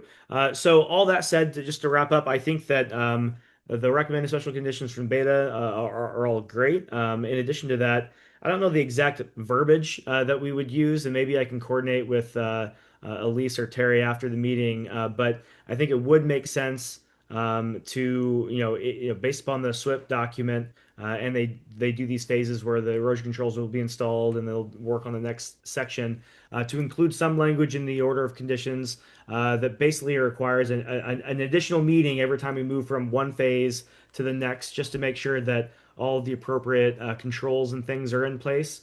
And just to keep the commission and the agent aware of the progress of the project. Again, I don't know what that language would necessarily mean right now, and I can work with the applicant and the consultant on what that actually would be. But I think that that would be an important special condition to include as well. And for one moment, can I just see the wetlands that are at the opposite side of the facility? Is it the north side? Yeah, thank you. In here. Yeah, thank you. The limit of work, okay, that goes up pretty close there too. Yeah, I believe the fence. No, the fence goes across that area in here. Oh, But no work is actually being done other than let's see, I'm not even sure that's getting paved over there. Yeah, and on that area right there, Terry, the VA just did that fuel station. So there's actually already conservation markers along the area that we just installed. Okay. Like Yeah, I wasn't this year. associated with that. Yeah, yeah. I mean, well, just so you know, and the commission knows that kind of like wetland that kind of juts out there. There are markers along that we had installed, just recently with that fuel station. okay, good. Yeah. Might I add one thing? Um, I just did also want to throw out there that I believe around or near Spadea Pond, there may also be some markers because I do remember a few years back, um, there was an RDA or some form of filing that happened for like some tree trimming or something. And I'm trying to remember from being out there that there may be some markers there too, somewhere in that Yeah, vicinity. that's my recollection as well. Yeah, In that yeah, just area. wanted to throw it out there. Yeah. So we may very well be covered. I just, that's something that the commission always brings up, and I just wanted to throw that out there and kind of see what the commission was thinking as far as that goes.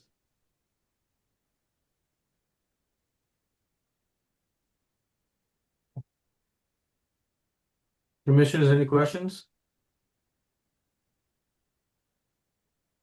No, Kyle, is there anybody here from the public that would like to speak? I do not see any hands raised. Okay, so a question for me is this is a NOI and we will be issuing an order of conditions and special conditions. We need to close this hearing, correct? Yes, you close the hearing before you issue a decision. Okay. Can I have a motion to close this hearing for 940 Belmont Street? Motion to close the hearing for 940 Belmont. Second it. We have a motion to close and seconded. Can I have a roll call vote, please? Clay, aye. Green eye. Aye. Leon, I. Borsa. And Talbot, aye.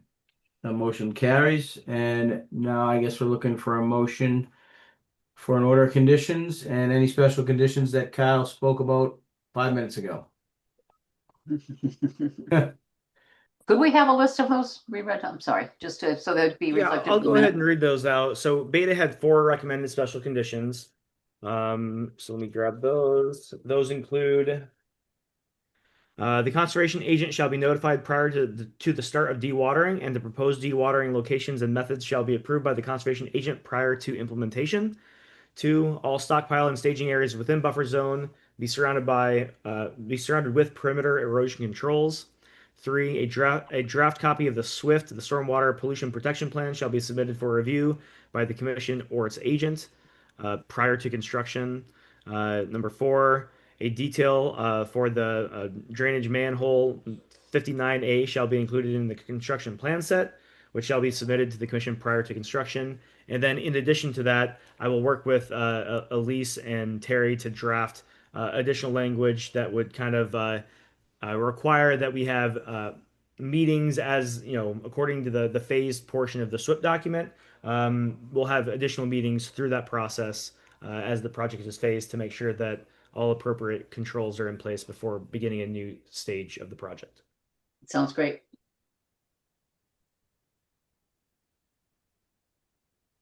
So Kyle, thank you saying that, and Joyce, thank you for the question. Can we have a motion for Beta's 4 conditions and obviously the Conservation Commission conditions as well? Issue an order of conditions, I should say. I make a motion to issue an order of conditions for 940 Belmont Street with the recommendations listed by Elise from Beta and also with the additional recommendation by Kyle, Regent Holden. And before we continue this vote, sorry to interrupt. Just to confirm, the commission is not requesting any additional markers. I think we are covered, but you know, just to clarify, that's not something that we're looking for here, correct? Do we need them as we go through the construction phases? Will that be assessed? Could we assess the markers then? I mean, we can say If whatever we needed. want in special conditions. You know, we can Okay, so yeah, so then maybe we reserve the should right to reserve the right to issue, require right. markers. You know, at the end. Yeah, sure, we can certainly include language like that. Okay, so I think we should probably add that if they're needed, require markers as we are going through, because this is a huge project. So, Yeah.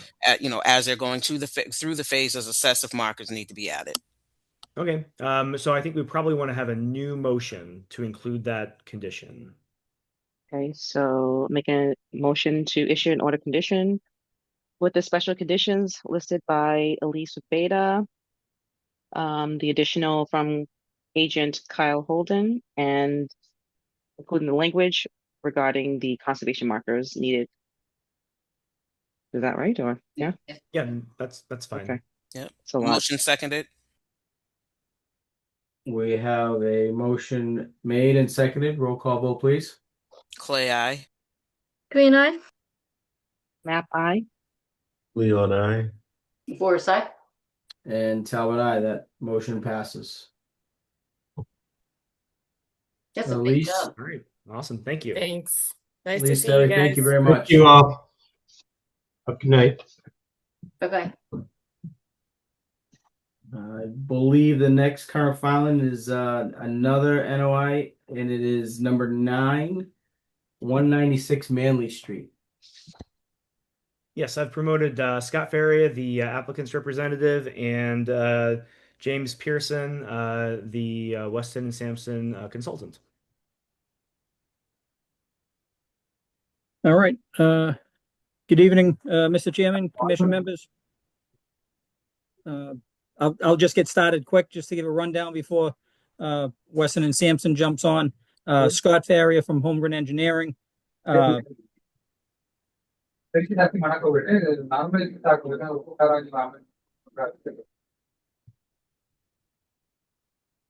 not sure where that's coming from.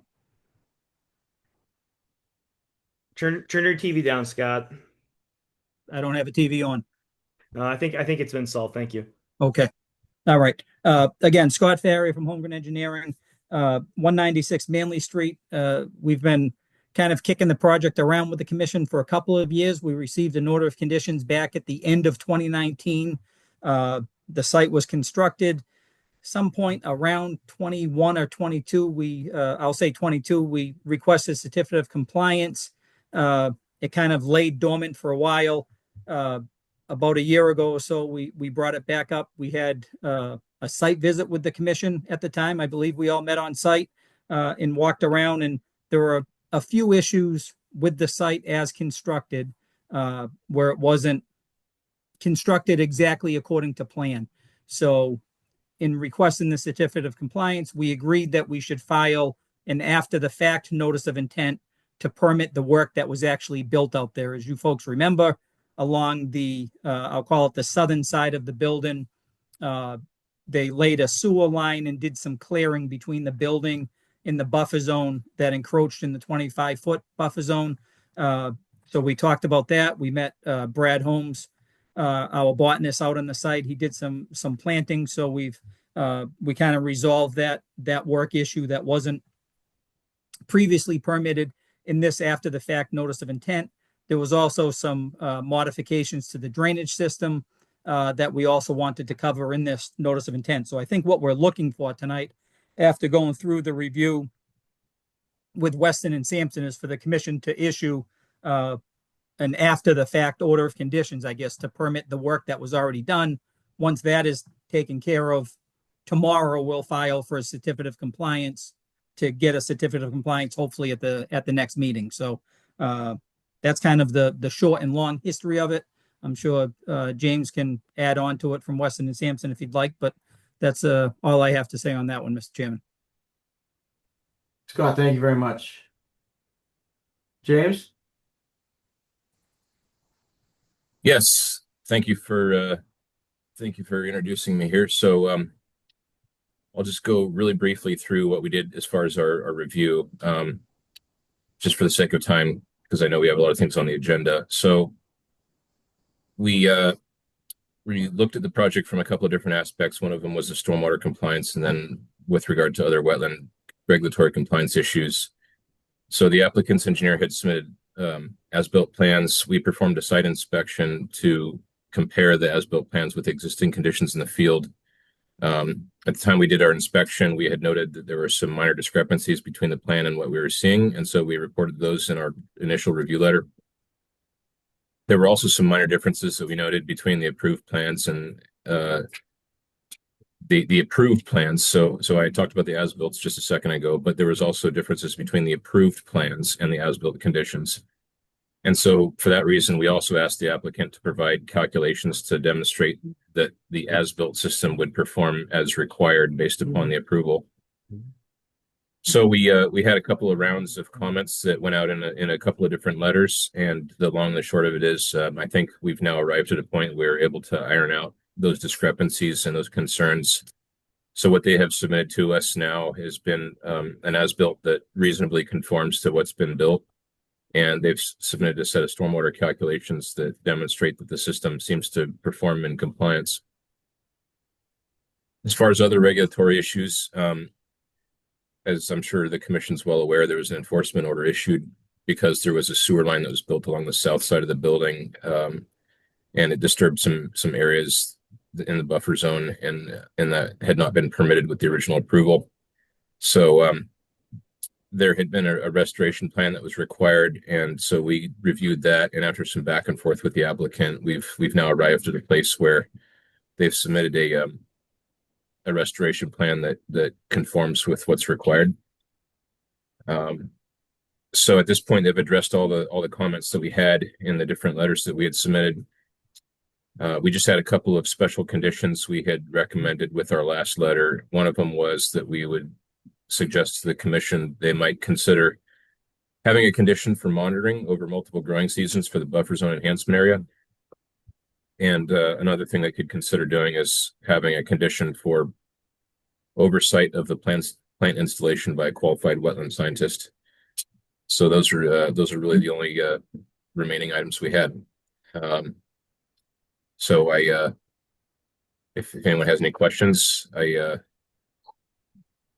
I can go ahead and take those. James, thank you. Kyle, you got something? Yeah, I've got just a couple questions.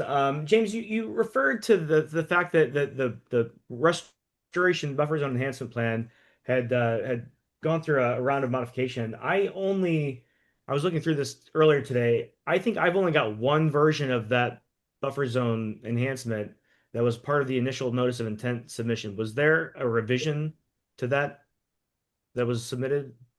Scott, are you aware of another one? Boy, to my recollection, I think what we submitted from Brad Holmes was, I think we went went through it a little bit with the commission after our site visit. I think you even met Brad out on site, I believe, Kyle. But that was all before this submission. I think this submission, the the restoration plan that we submitted, I think that is the plan of record. Okay. All right. Well, that's fine. I just wanted to make sure that as I issue the order, I need to be Yep. referencing the correct document. So, Yep. You've got it. okay, great. Thank you. Secondly, um, this has been so long ago, Scott. I don't recall meeting Brad out there. Doesn't mean it didn't happen. I don't know. Um, the restoration plan that I've got pulled up here basically has plantings. I may just share my screen so the commission can Please. see this here. So one moment, let me do that. Uh,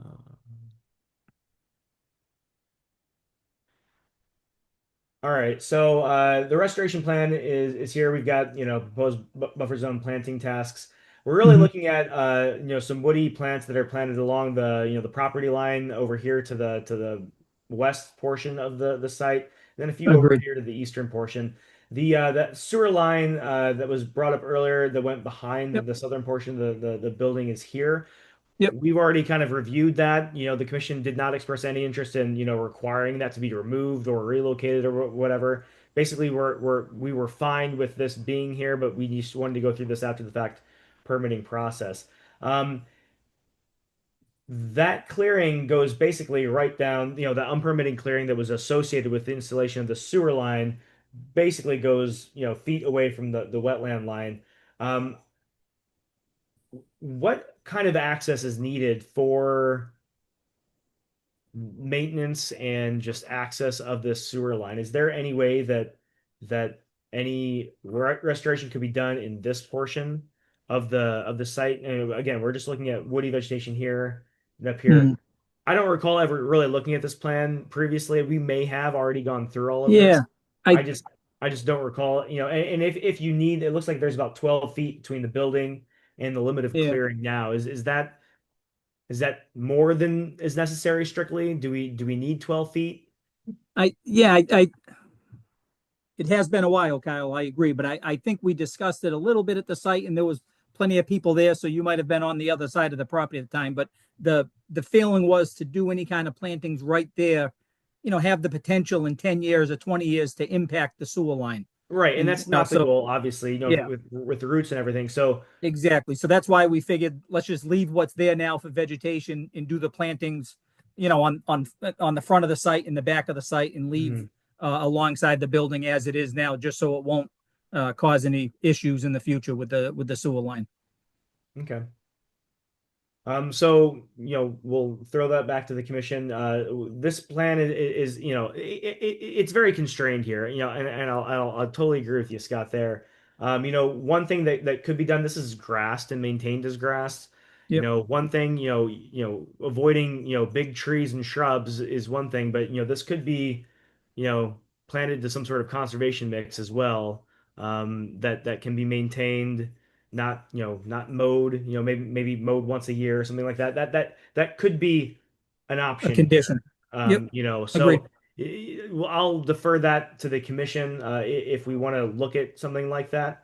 The big concern and the reason this went out to the peer review was for that stormwater compliance, and I think that Agreed. that bit of this 100%, I agree with the consultant that's been addressed. But if the commission wants to see additional, you know, something else here other than grass, that could be an option that we could stipulate as a special condition. And that's really all that I've got at this time. So thank you. Okay. Joyce? Mr. Pearson, would you mind repeating the two special conditions that you had? I was just looking through your report and I didn't see them. So one was the monitoring of the buffer zone. Yeah. I'd be happy to repeat that. Yeah. So Thank one you. of them was we were recommending monitoring over multiple growing seasons for the buffer zone enhancement area. Yep. And then what's the second one? The second one was plant installation oversight by a qualified wetland scientist. The plant installation for the actual planting? Yeah. Saying, okay. So it has not been planted yet. This is just the plan. Right. Yeah. So just to kind of give a little bit more context into the Scott's narrative of the overall kind of history of the project, there is an old order of conditions that Scott, after we issued this order of conditions, he wants to apply for a certificate of compliance to close out that old one. Okay. This one that we Okay. would be voting on tonight Yes. would still be active over the duration of the time that's required to monitor this restoration of the buffer zone. No new work is really proposed with this notice of intent that we're looking at now, outside of that buffer zone enhancement with those plantings. Okay. That's much clearer. Thank you. Yep. And I do like the conservation seed mix idea. I mean, I don't know if you have to get access to manhole covers or anything, Well, or that's the thing, this, there are manhole covers through there, but that wouldn't, you could drive over that, that conservation seed mix Yeah. area with whatever you need, whenever you need to access it. Just a thought.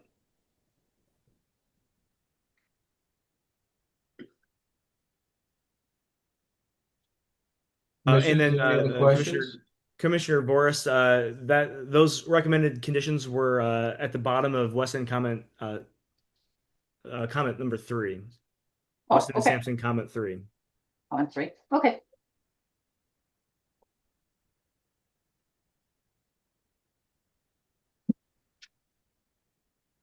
Kyle, this being an after the fact, I don't know why I asked him for abstract order conditions. Is this a public hearing? It is a public hearing, yes. Is there anybody in the public that would like to speak? I don't see anybody. I don't see any hands raised. Okay. Commissioners, anything? So I would request a motion to close this hearing. Motion to close the hearing on 196 Manley Street. Motion seconded. We have a motion made and seconded to close the hearing for 196 Manley Street. Roll call vote, please. Clay, aye. Green eye. Map I. Leon, I. Forsyth. And Talbot, aye. That motion carries. Now, I believe we're looking for a motion for the that includes the special conditions. You said number 3. Yeah, and I've got another special condition to recommend. Conservation markers here, so we have no further encroachment. Those could just be installed either on the property line or the current limit of clearing. Does that seem reasonable? Oh, yeah. I think so. Would they be seen on the property line, or is that the woods? Are you into the woods there? I think like Kyle said, the limit of clearing, Yeah. From the building back, the limit of clearing would work. And then kind of in the front, in the front, it's pretty much grass, that whole front area. So I think in the front, it would be the property line because the wetland is on the car lot next door. So, it's, I would say, if we can kind of use our judgment, it'll be the property line until it breaks into the tree line, then we'll follow the existing limit of clearing. Mm-hmm.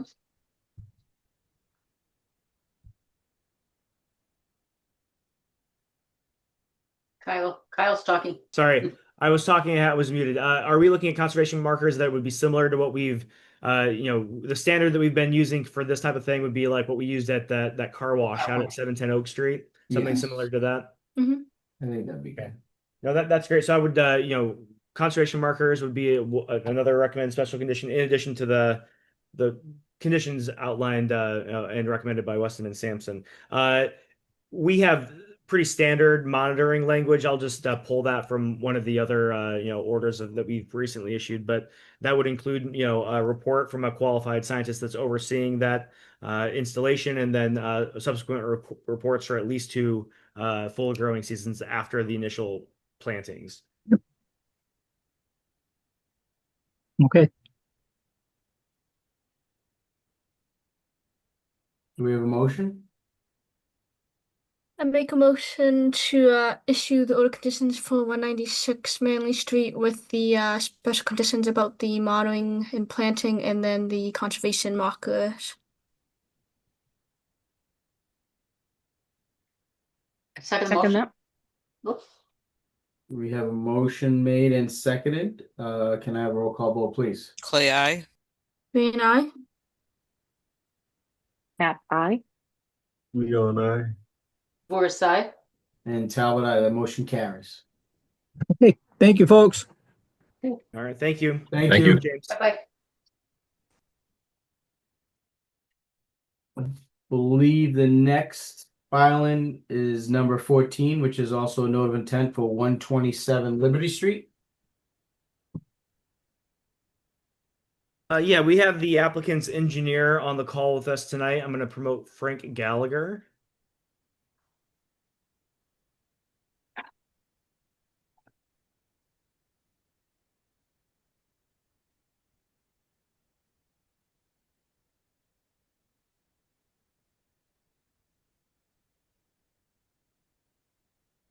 And I guess I can kind of chime in here. So Frank and I have met since our last Conservation Commission meeting, and kind of reviewed the requirements that the commission has. This is another after the fact notice of intent dealing with work that was never officially permitted by the commission at the lot 127 Liberty Street.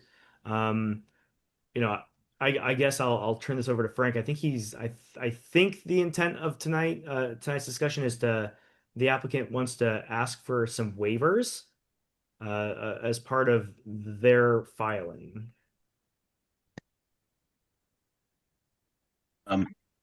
Okay. Good evening, Frank. everyone.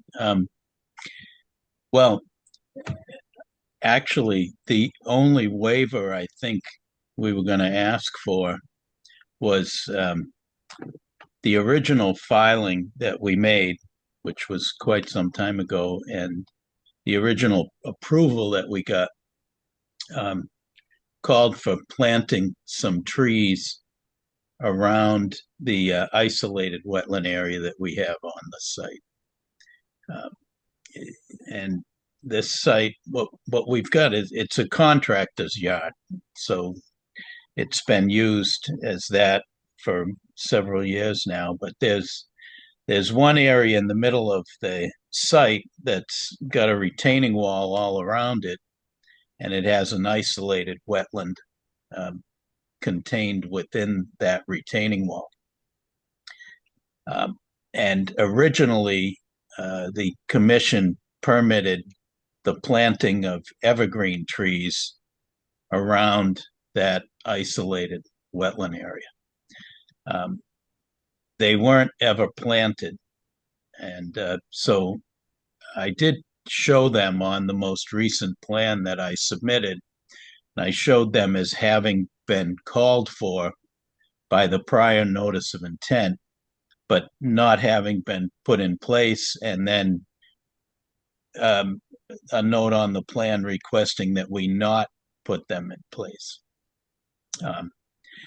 If you look at the site plan, what you see is, as I said, a retaining wall that's enclosed.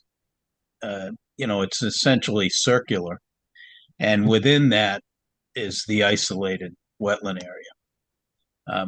And there's, anywhere from a 4 to, I think, as much as maybe a 9 or a 10-foot drop from the retaining wall down to the area that's the isolated wetland. So there's there's really no protection offered to the wetland by planting the trees. It was called for to plant pine trees, so they're not something that's really there to, create an enhancement to the wetland. The retaining wall that's around it really provides pretty much, I think, all the protection that's needed. So we are asking that the commission waive that requirement for planting those pine trees.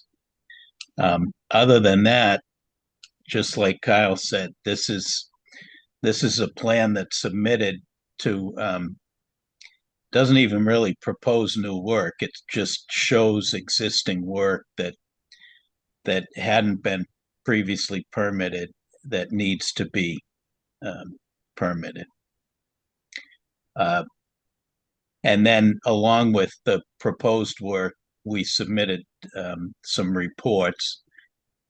The isolated wetland area that I just referenced has a wildlife corridor that attaches it to the larger bordering vegetated wetland on the site. It's a concrete box culvert that allows for animals to pass from the BVW into that isolated wetland and back. Um, so the commission asked for essentially a report to see whether that wildlife corridor was functional and whether it was working and whether it was actually being used. So we did submit a report that that showed evidence that it was being used. There's, animal tracks there, and so that was one thing. We also submitted a report uh, that addressed the plantings within the. We had to create compensatory storage for some floodplain that had been filled in. So we did do that. The original order of conditions that we got called for a planting plan that was supposed to be submitted after the fact for what was supposed to be planted within that compensatory floodplain area. We submitted a report where our botanist basically went out and he said, well, there was never a planting plan done, but at this point, the surrounding plants for that compensatory storage area have essentially spread over it.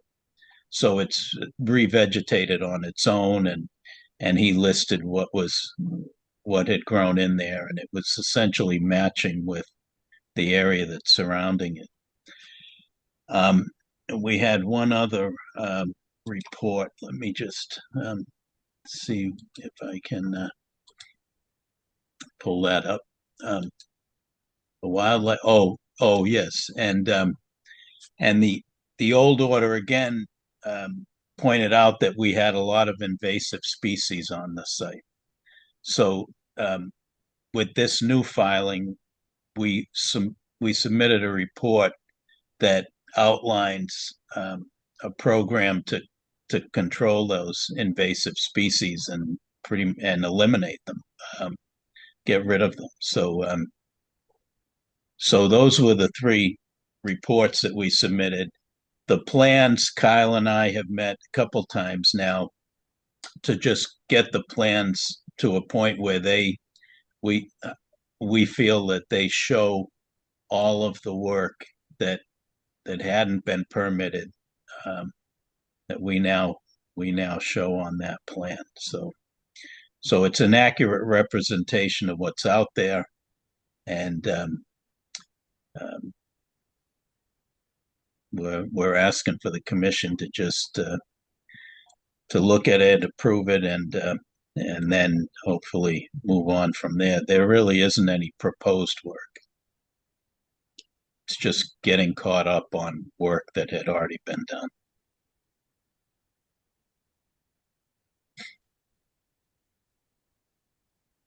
Frank, thanks. Kyle?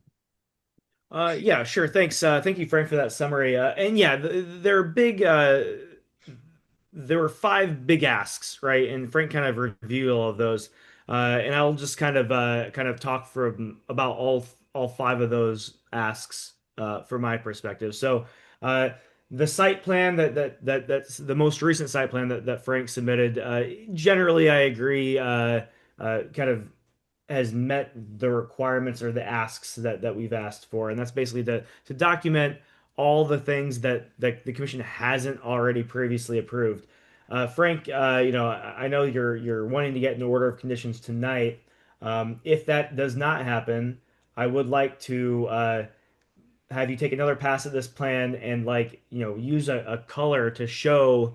I know you have text boxes that say this was not previously approved and that was not previously approved, but it's still you've got to dive into this plan to kind of see what we're talking about. I think it would be great if you could just change the base color for those items so we can just see at a glance. It's the retaining wall from this point down to this point, these storage containers, etc.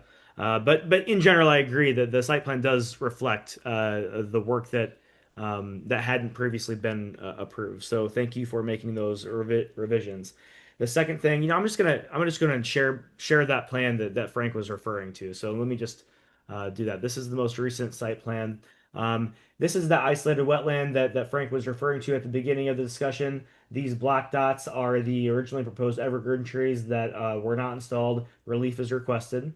Um, and this is that wildlife corridor that Frank had mentioned. And yes, they did submit a report to the commission documenting that that there does appear to be wildlife movement. And I think that report is sufficient to kind of answer the commission's request. There was supposed to be like monitoring after installation, but I think that just the fact that you can document, this is years and years after this was actually installed, that it is being utilized by wildlife is sufficient to kind of meet the commission's original request for that confirmation that this culvert was effectively allowing wildlife to move between, the isolated wetland and the bordering wetland over here.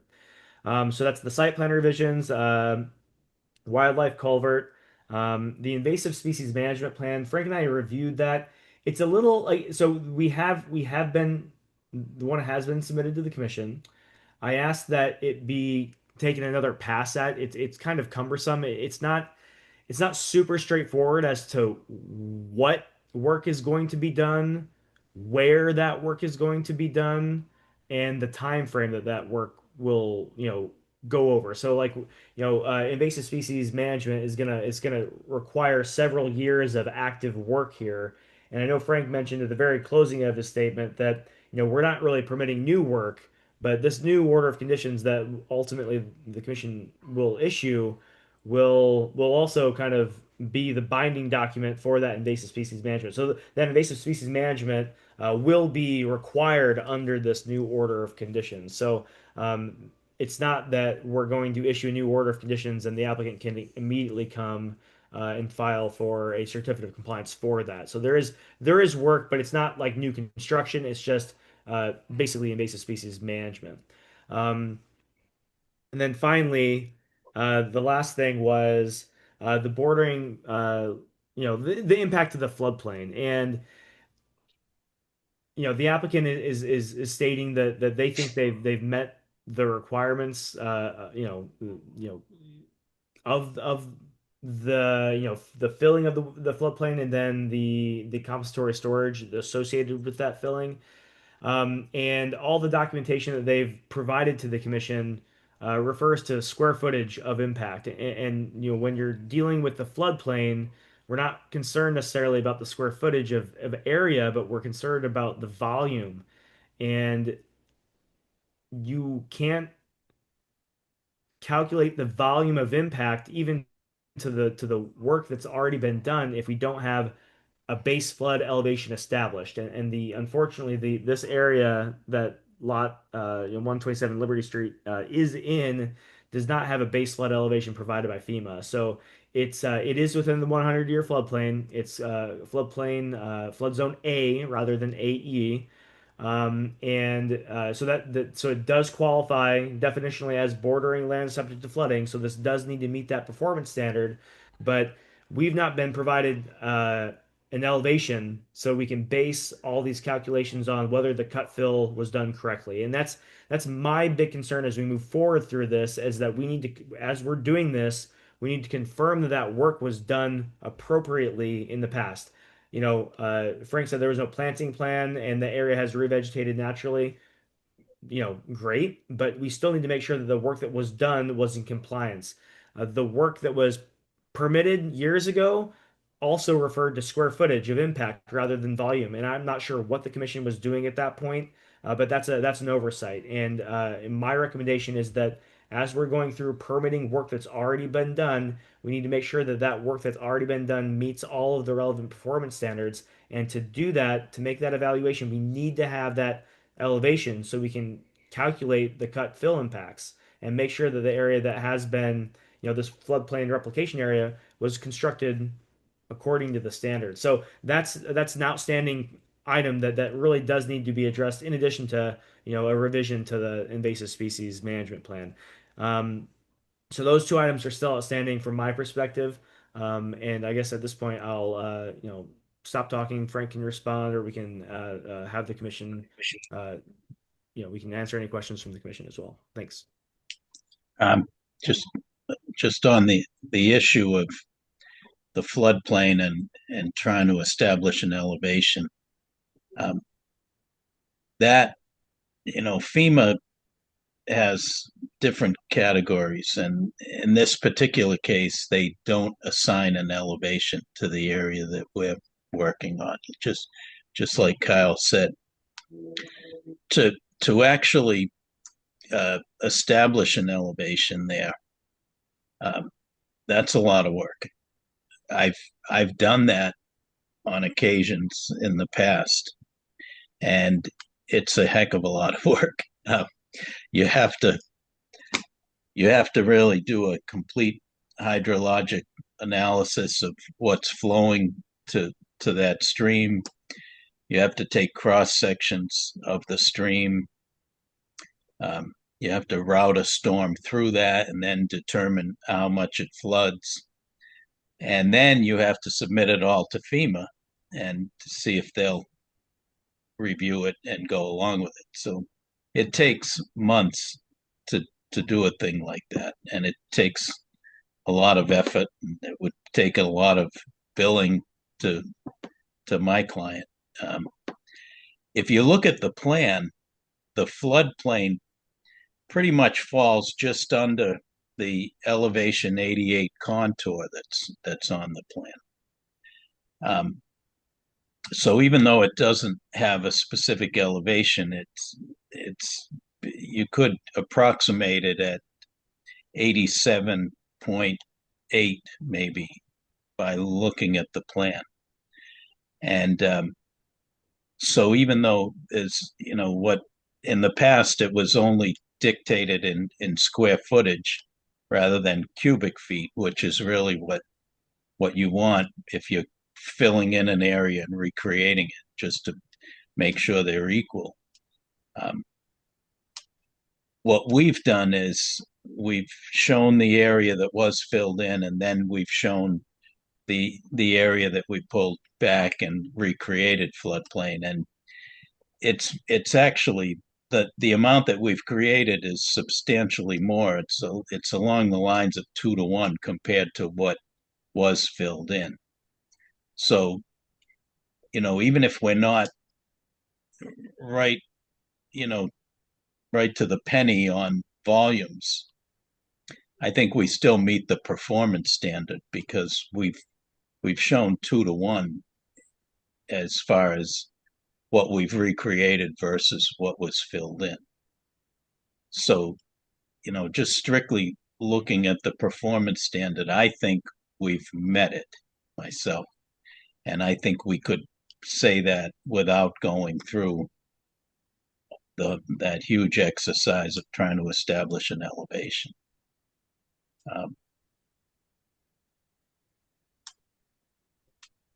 So that's it's all up to the commission, but I think we've met the standard. I want to maintain to you that we've done that.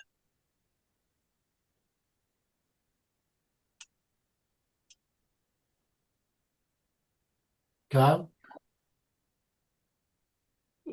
Um, I mean, respectfully, Frank, I disagree. The performance standards for bordering land subject to flooding require calculation at 1 foot increments for the entire area of impact. So not only do you have to meet the entire volume calculation, but you also have to make sure that you're replicating the volume where it's supposed to be replicated at 1 foot increments. So like, I just don't think that you're there yet. Now, I'm not saying that you can't use an approximate elevation. I think that the argument that you made about the contours and following the contours of the site and where that floodplain is, I think that is an argument that you could make for establishing the an approximate elevation for the floodplain and then utilizing that elevation to demonstrate that the volume was, the cut fill was done correctly, utilizing that volume. I think that's something that you could argue, but you need to submit documentation backing that up that we can review. We don't have any of that documentation now. So, again, ultimately, you are correct that this is to up to the commission.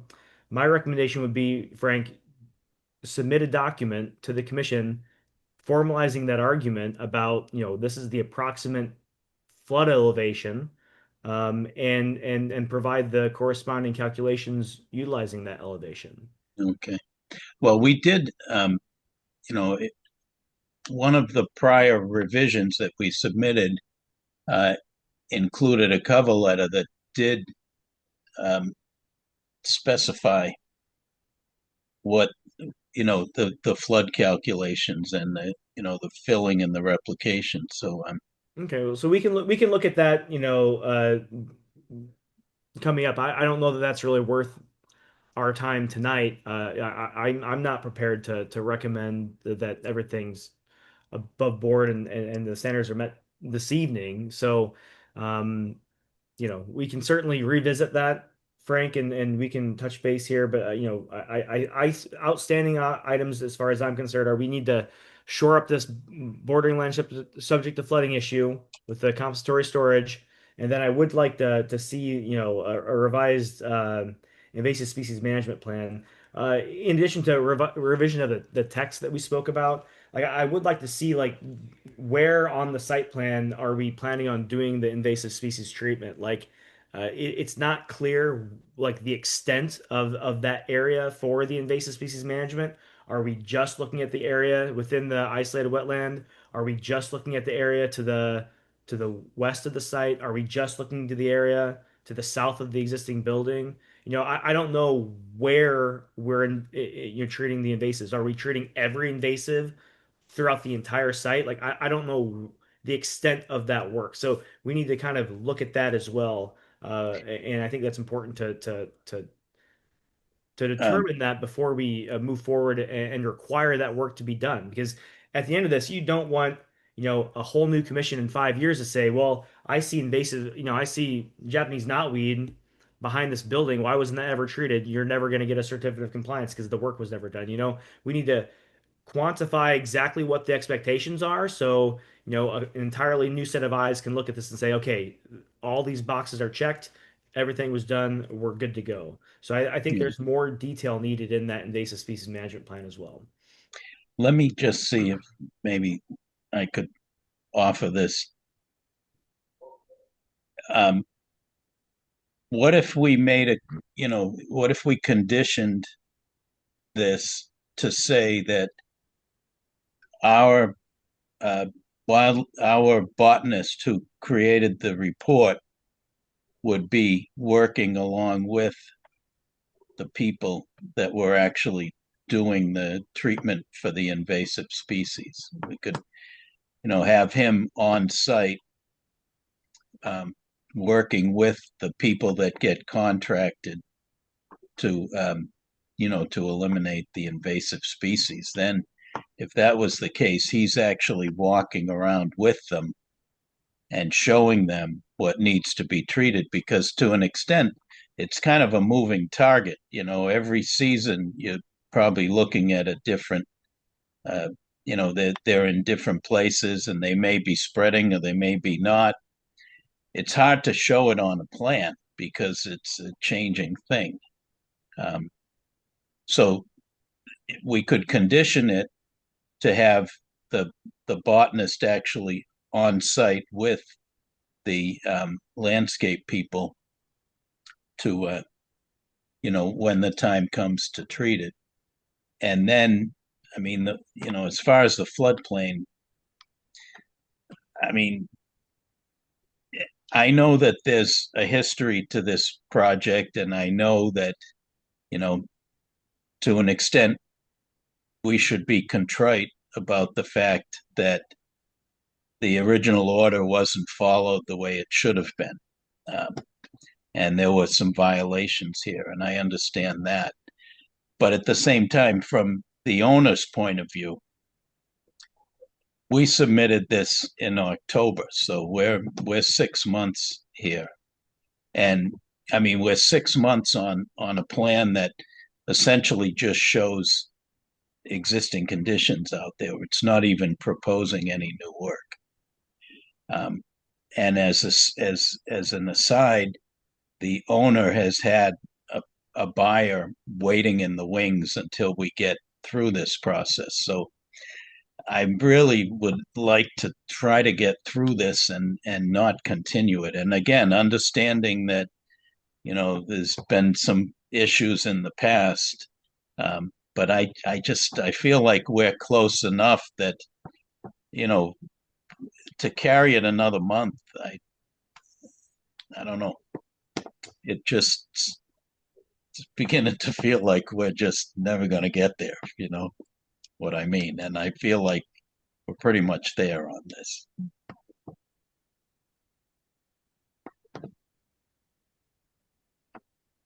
Joyce? I hope you don't mind if I interject, but it's done when the paperwork is done, I believe. And what is it really? An invasive species plan, which is a plan for what you're going to be doing moving forward. Yes, of course, it's a moving target. That's the whole idea of a plan. How will you be dealing with invasive species on the site? From this point forward, if it's going to be part of a order of conditions, correct? Yes. And also with the floodplain, I'm sure Kyle could submit whatever it is that you have to DEP to see if that would hold water with them. Well, ultimately, that would be what I would like to do. If the applicant is going to propose an approximate elevation, I'd like to look at the methodology for that approximation value. And yeah, run that by some people at DP and say, is that a reasonable thing? Because Frank, I get that it's a huge burden to get that number like officially adopted by FEMA. There have been a lot of cuts in the federal government. I know specifically within FEMA, they've been just absolutely gutted. Like this was not a good process or an easy process, years ago, let alone after they've had all these staffing cuts and budgetary cuts. So like I can only imagine that this process is even more burdensome and now than it has been historically. So like, I want to work with you all on this, but I think that we're cutting corners if the commission were to vote to issue an order of conditions tonight.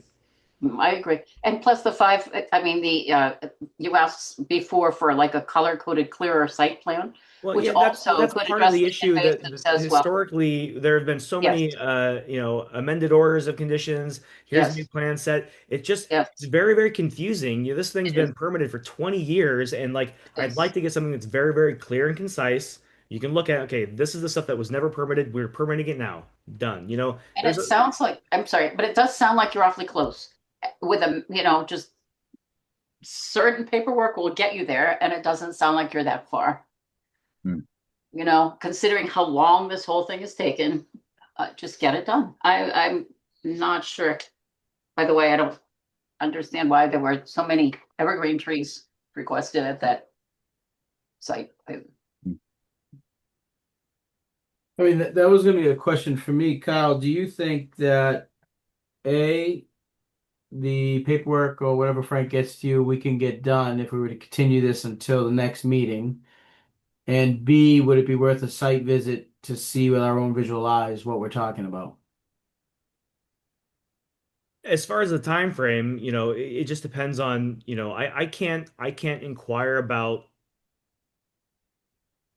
if the for example the base flood elevation stuff is sufficient without like knowing what the argument is. I had a similar discussion with Scott Faria the other day because he's working on something similar where he's in floodplain A with no base flood elevation, and he's trying to get an approximate value, and like I want to work with them on that, but I've never really asked DP these questions before, and I've not received an argument from the engineer yet, so I can't even go and so I don't know what that time frame. I don't want to say guaranteed we'll be able to do something in May.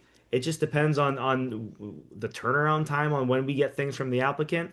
Um, and then I've got to have time to review it. Like this is not the only project that I'm actively managing and working on. So, Right. I can't guarantee that.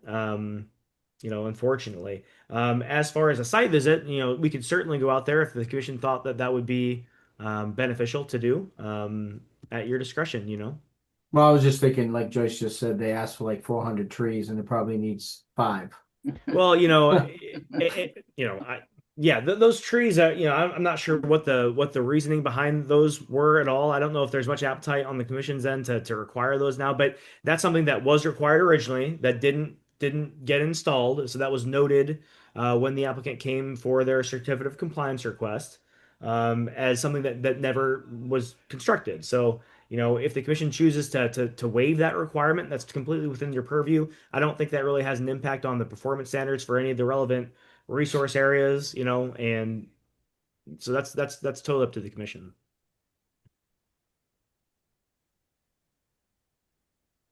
Is there any other questions from the commissioners? And comments?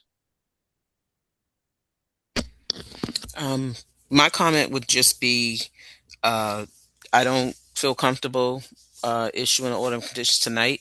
I agree with Kyle. We need the elevations. We need, again, we've been going, this is a number of years, amended conditions in 2017. Certain things weren't met, 2019. We can't just force through things because the owner is now in the process of selling. That can't be the motivating driver of this going through the process. We have to be fair and concise with every project that's presented to us. So whatever it is that we need, the documents that we need, I do again feel like we're close, but we definitely need the documentation. And I think if we can do that in 30 days, that maybe we can get an end result that's going to be satisfying for everybody at that point. Thank you. Lily? If I found my notes for this back in February. Also because Kyle, we never got any revised site plans because there was a note about adding like buffer zones too to the site plan.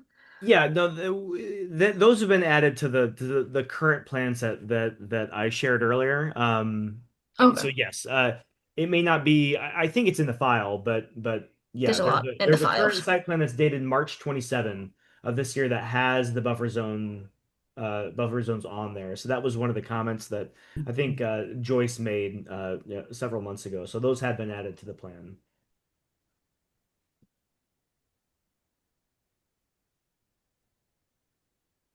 Kyle, as the conservation agent, would you recommend in moving this to the May meeting and trying to work something out with Frank? Yeah, I think that yeah, that's ultimately all that we can do because we're not, we're not I don't think we're denying the issuance of an order of conditions, but I also don't think that we're ready to issue an order of conditions. So really if we're done with the discussion, we can vote to continue to the following month in May. Just one final comment about Frank's proposal to have the environmental sciences that put that invasive species management plan together just be on site with the people doing the work. Still, I would advise against that because we don't have any context as the commission, the overseeing body here, what the extent of that work even is. If they go out there and they manage invasive species in one little corner, and that environmental scientist who's overseeing says, "Oh, hey, everything's good." We just have a letter. We don't know where the invasive species are now today. That's what we really need to see. We need to see the extent of the invasive species today, where they exist on site right now, so we can treat those areas. And then in 3 years after this monitoring period and this 3 year treatment plan is implemented, then we can compare the conditions today that aren't documented to what the conditions are in 3 years and say, was this a successful management? Have we achieved like 70% reduction? We can't make that call right now because none of that is quantified. We need that information to be quantified and documented so the commission has a reference point to look back at and compare things to in 3 years when they come back for a certificate of compliance for this new order of conditions. That's the documentation that we're kind of missing. We absolutely have to have that information.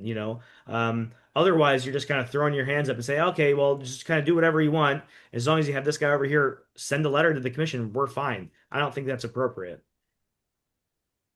So, I Mhm. mean, I think ultimately I'm recommending that you continue this to next month, and we can see what happens before then, and if the base flood elevation issue, the cut fill stuff has been taken care of, and the invasive species stuff has been taken care of, then we can maybe have another discussion at the May meeting. But if those things haven't been submitted, just continue it to the June meeting and so forth until, you know, uh, we're ready to have another full discussion. But those are the two outstanding things that I think still need to be addressed. So In for the addition to maybe revising the site plan to make it a little bit more clear with some color coding and things. But that's Mhm. that's a minor detail. If that was the only thing holding us up, I wouldn't make a big deal about it. But since we have time, I think we may as well do that also.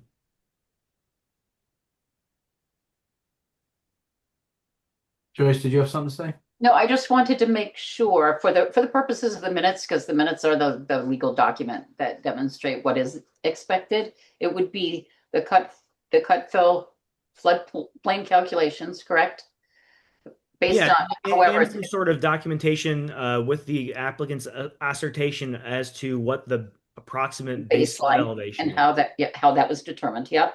Yeah. And then it would be a current invasive species condition as well as a plan as well as a plan for controlling that. Yeah, we already have a management plan. It's very loosey goosey. It's not very detailed. It doesn't lay out like year one we're doing X, Y, and Z. Year two we're doing this, and it doesn't also have the scope where the existing invasives are. And so I think all Right. that's important information to include in the management plan.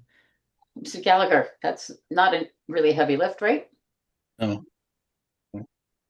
The only question I have is if we want to mention, Mr. Gallagher mentioned of waiving of those trees around that pond area. Do we want to discuss that, or we'd like to continue that as well into the May meeting, May 20th? I think that if we are looking at, revising that plan set anyway to be more clear as to what work has been approved and not with color coding, if the commission doesn't want to require those can be just removed from the proposed plan set altogether. So if that's a decision you all are prepared to make tonight, I say, make that call, make that decision, and we can have the plan set updated accordingly. And Mr. Gallagher, you did say that there was native plantings that regrew on their own in That the Yes. was for area. a different location, though, Yeah. Commissioner Oh, Boris. He was speaking with those but the native isolated. plants that have kind of filled in the area was for the floodplain restoration Yeah. area Oh, rather I thought than it was the the isolated. isolated I thought it vegetated was the wetland. isolated. Okay. Okay. Yeah, if you don't mind, I can show you on the map that I've got here those two different areas just so it's maybe a little bit more clear for you. So, the area where the evergreen trees were originally required were around the interior of this isolated vegetated wetland, And and that has those a were never retaining wall, installed. What's but that? that has a retaining wall, right? Yeah, there's a Yes. retaining wall. That's the kind of this kind of line around the outside here, and then the black dots are approximately the locations of these evergreens that were never installed. The area, this is the floodplain replication area, and this is the area that has more or less been revegetated naturally from surrounding vegetation in this area. So Okay. this is the area that Frank was speaking to about the kind of that Mhm. has been naturally kind of grown back in. Mhm. Okay, thank you.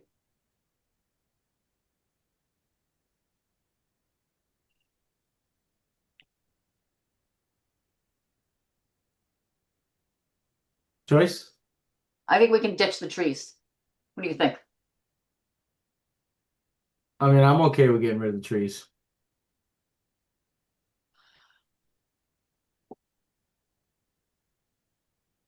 I agree. I agree. There's a lot of tree dots. Hmm. All right, well, great. So we can when we revise the plan set, Frank, with clear color coding, Mhm. we can just remove that layer with just the trees and that text box. Yeah, all right. So this is a notice of intent, so I don't see anybody in attendees that wants to speak. Is that correct? Yeah, we have no more attendees viewing or attending the meeting tonight live. Do we need a motion to close? Oh, we're not issuing a order of conditions, so we do We're not need to continuing. close. We're Yeah, we continuing, just right? need I need a motion to continue to the May 20th meeting.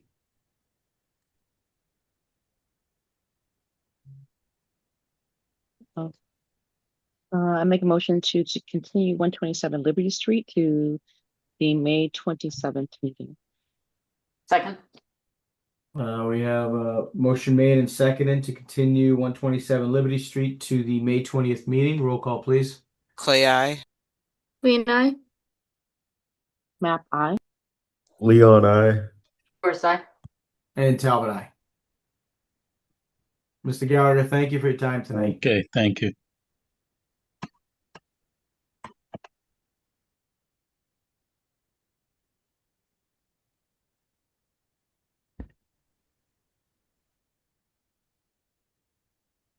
That continues all of our current filings and looks like the last thing is number 17 under violations 28 Howard Square. Yeah, I can give the commission a quick update. I don't see the property owner or their representative on the call tonight to speak to this, which was a requirement in the enforcement order that was issued. The commission voted to issue this enforcement order to 28 Howard Square and a related enforcement order to the abutting property at 24 Howard Square at our previous meeting. I have issued both of those enforcement orders, and I've spoken to both property owners since the last meeting. The owner of 24 Howard Square came into my office, and they were going to work with, hopefully, the owner of 28 Howard Square to resolve the enforcement action with them, because it's pretty it's it appears to be that the work that was done on 28 Howard Square just crossed the property line and extended into 24 Howard Square. There's no easy access from the residence. It's a very long lot, 24 Howard Square. There's no easy access from the residence and the usable yard space of 24 Howard Square to get back to the area where the violation occurred. And the violation that has occurred just appears to be an extension of the same violation that originated at 28 Howard Square. So the way I drafted both of these enforcement orders is that I put verbiage in there that allowed, one or the other to work, for them to work together and submit one restoration plan for both properties, assuming both property owners were, agreeable to that. So the property owner at 24 Howard Square was going to have a discussion with the 28 Howard Square folks to see if they would just handle all of this. I don't know how that conversation went, but after I spoke to 24 Howard Square, I told him, kind of advise him on next steps.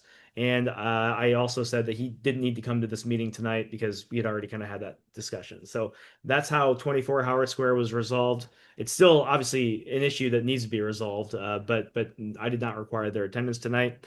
However, 28 Howard Square hadn't spoken to them yet. As of last Friday, though, I did go out on site with a couple other inspectors from the city and spoke to one of the property owners there. And they said they were going to be at the meeting tonight.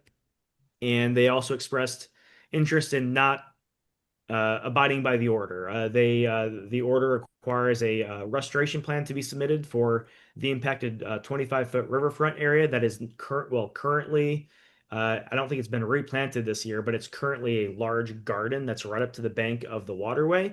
And they expressed interest in just not doing anything and letting it revegetate naturally, and just putting kind of a fence up at the 25-foot line at the property and just kind of ignoring the rest of it. I told them they could attend the meeting tonight and make that pitch to the commission, but as of then and as of right now, the order stands. It's a valid enforcement order that the commission issued. So they are bound to that order, and if they decide not to show up and have that conversation with the commission, then we'll just proceed as would be normal with an enforcement order. They have a deadline, which I think is June or July, to get that restoration plan into the commission for review and approval. And if they don't meet that deadline, then we will proceed as we normally do with enforcement through the courts.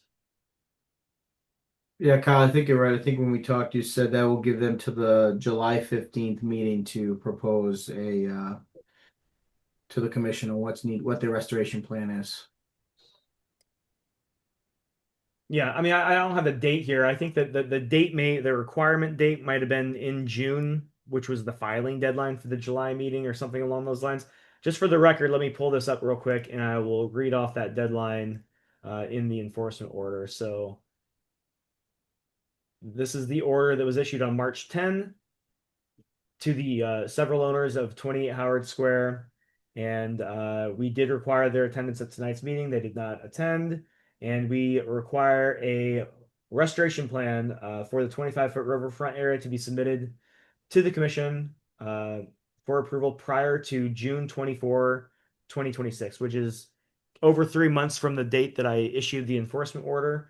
And then that restoration plan, assuming that it's submitted to the commission, will be reviewed at the July meeting. Yes, yeah. But they have received the order, so they are aware of it, and that's part of the reason that we require people to attend the following meeting is just to confirm that they received the violation notice or the enforcement order. So they have received this notice. I mean, you met them on site. They knew Yeah, of and tonight's yeah, meeting. they knew about it. Yep. All right. I mean, there's no action here required by the commission, just an update. I'm not going to put this on the agenda next week unless they reach out to me and actively want to have a discussion with the commission. Okay. Commissioners, any comments? You did a great job. I don't know about that. Thanks. We're gonna call. Yeah, I'll call you yeah. tomorrow. We'll talk. I guess I need a motion to close out the meeting. I make a Yeah. motion to adjourn the meeting. I'll second. Motion is made and second to adjourn the meeting, and we are done. Have a great night and talk soon. All right. Thanks, Bye-bye. everybody. Good job, Good Justin. night. Great Yeah. job, Good Justin. night. Have a great night. Have a good night. job. Thank you. Right. Good job.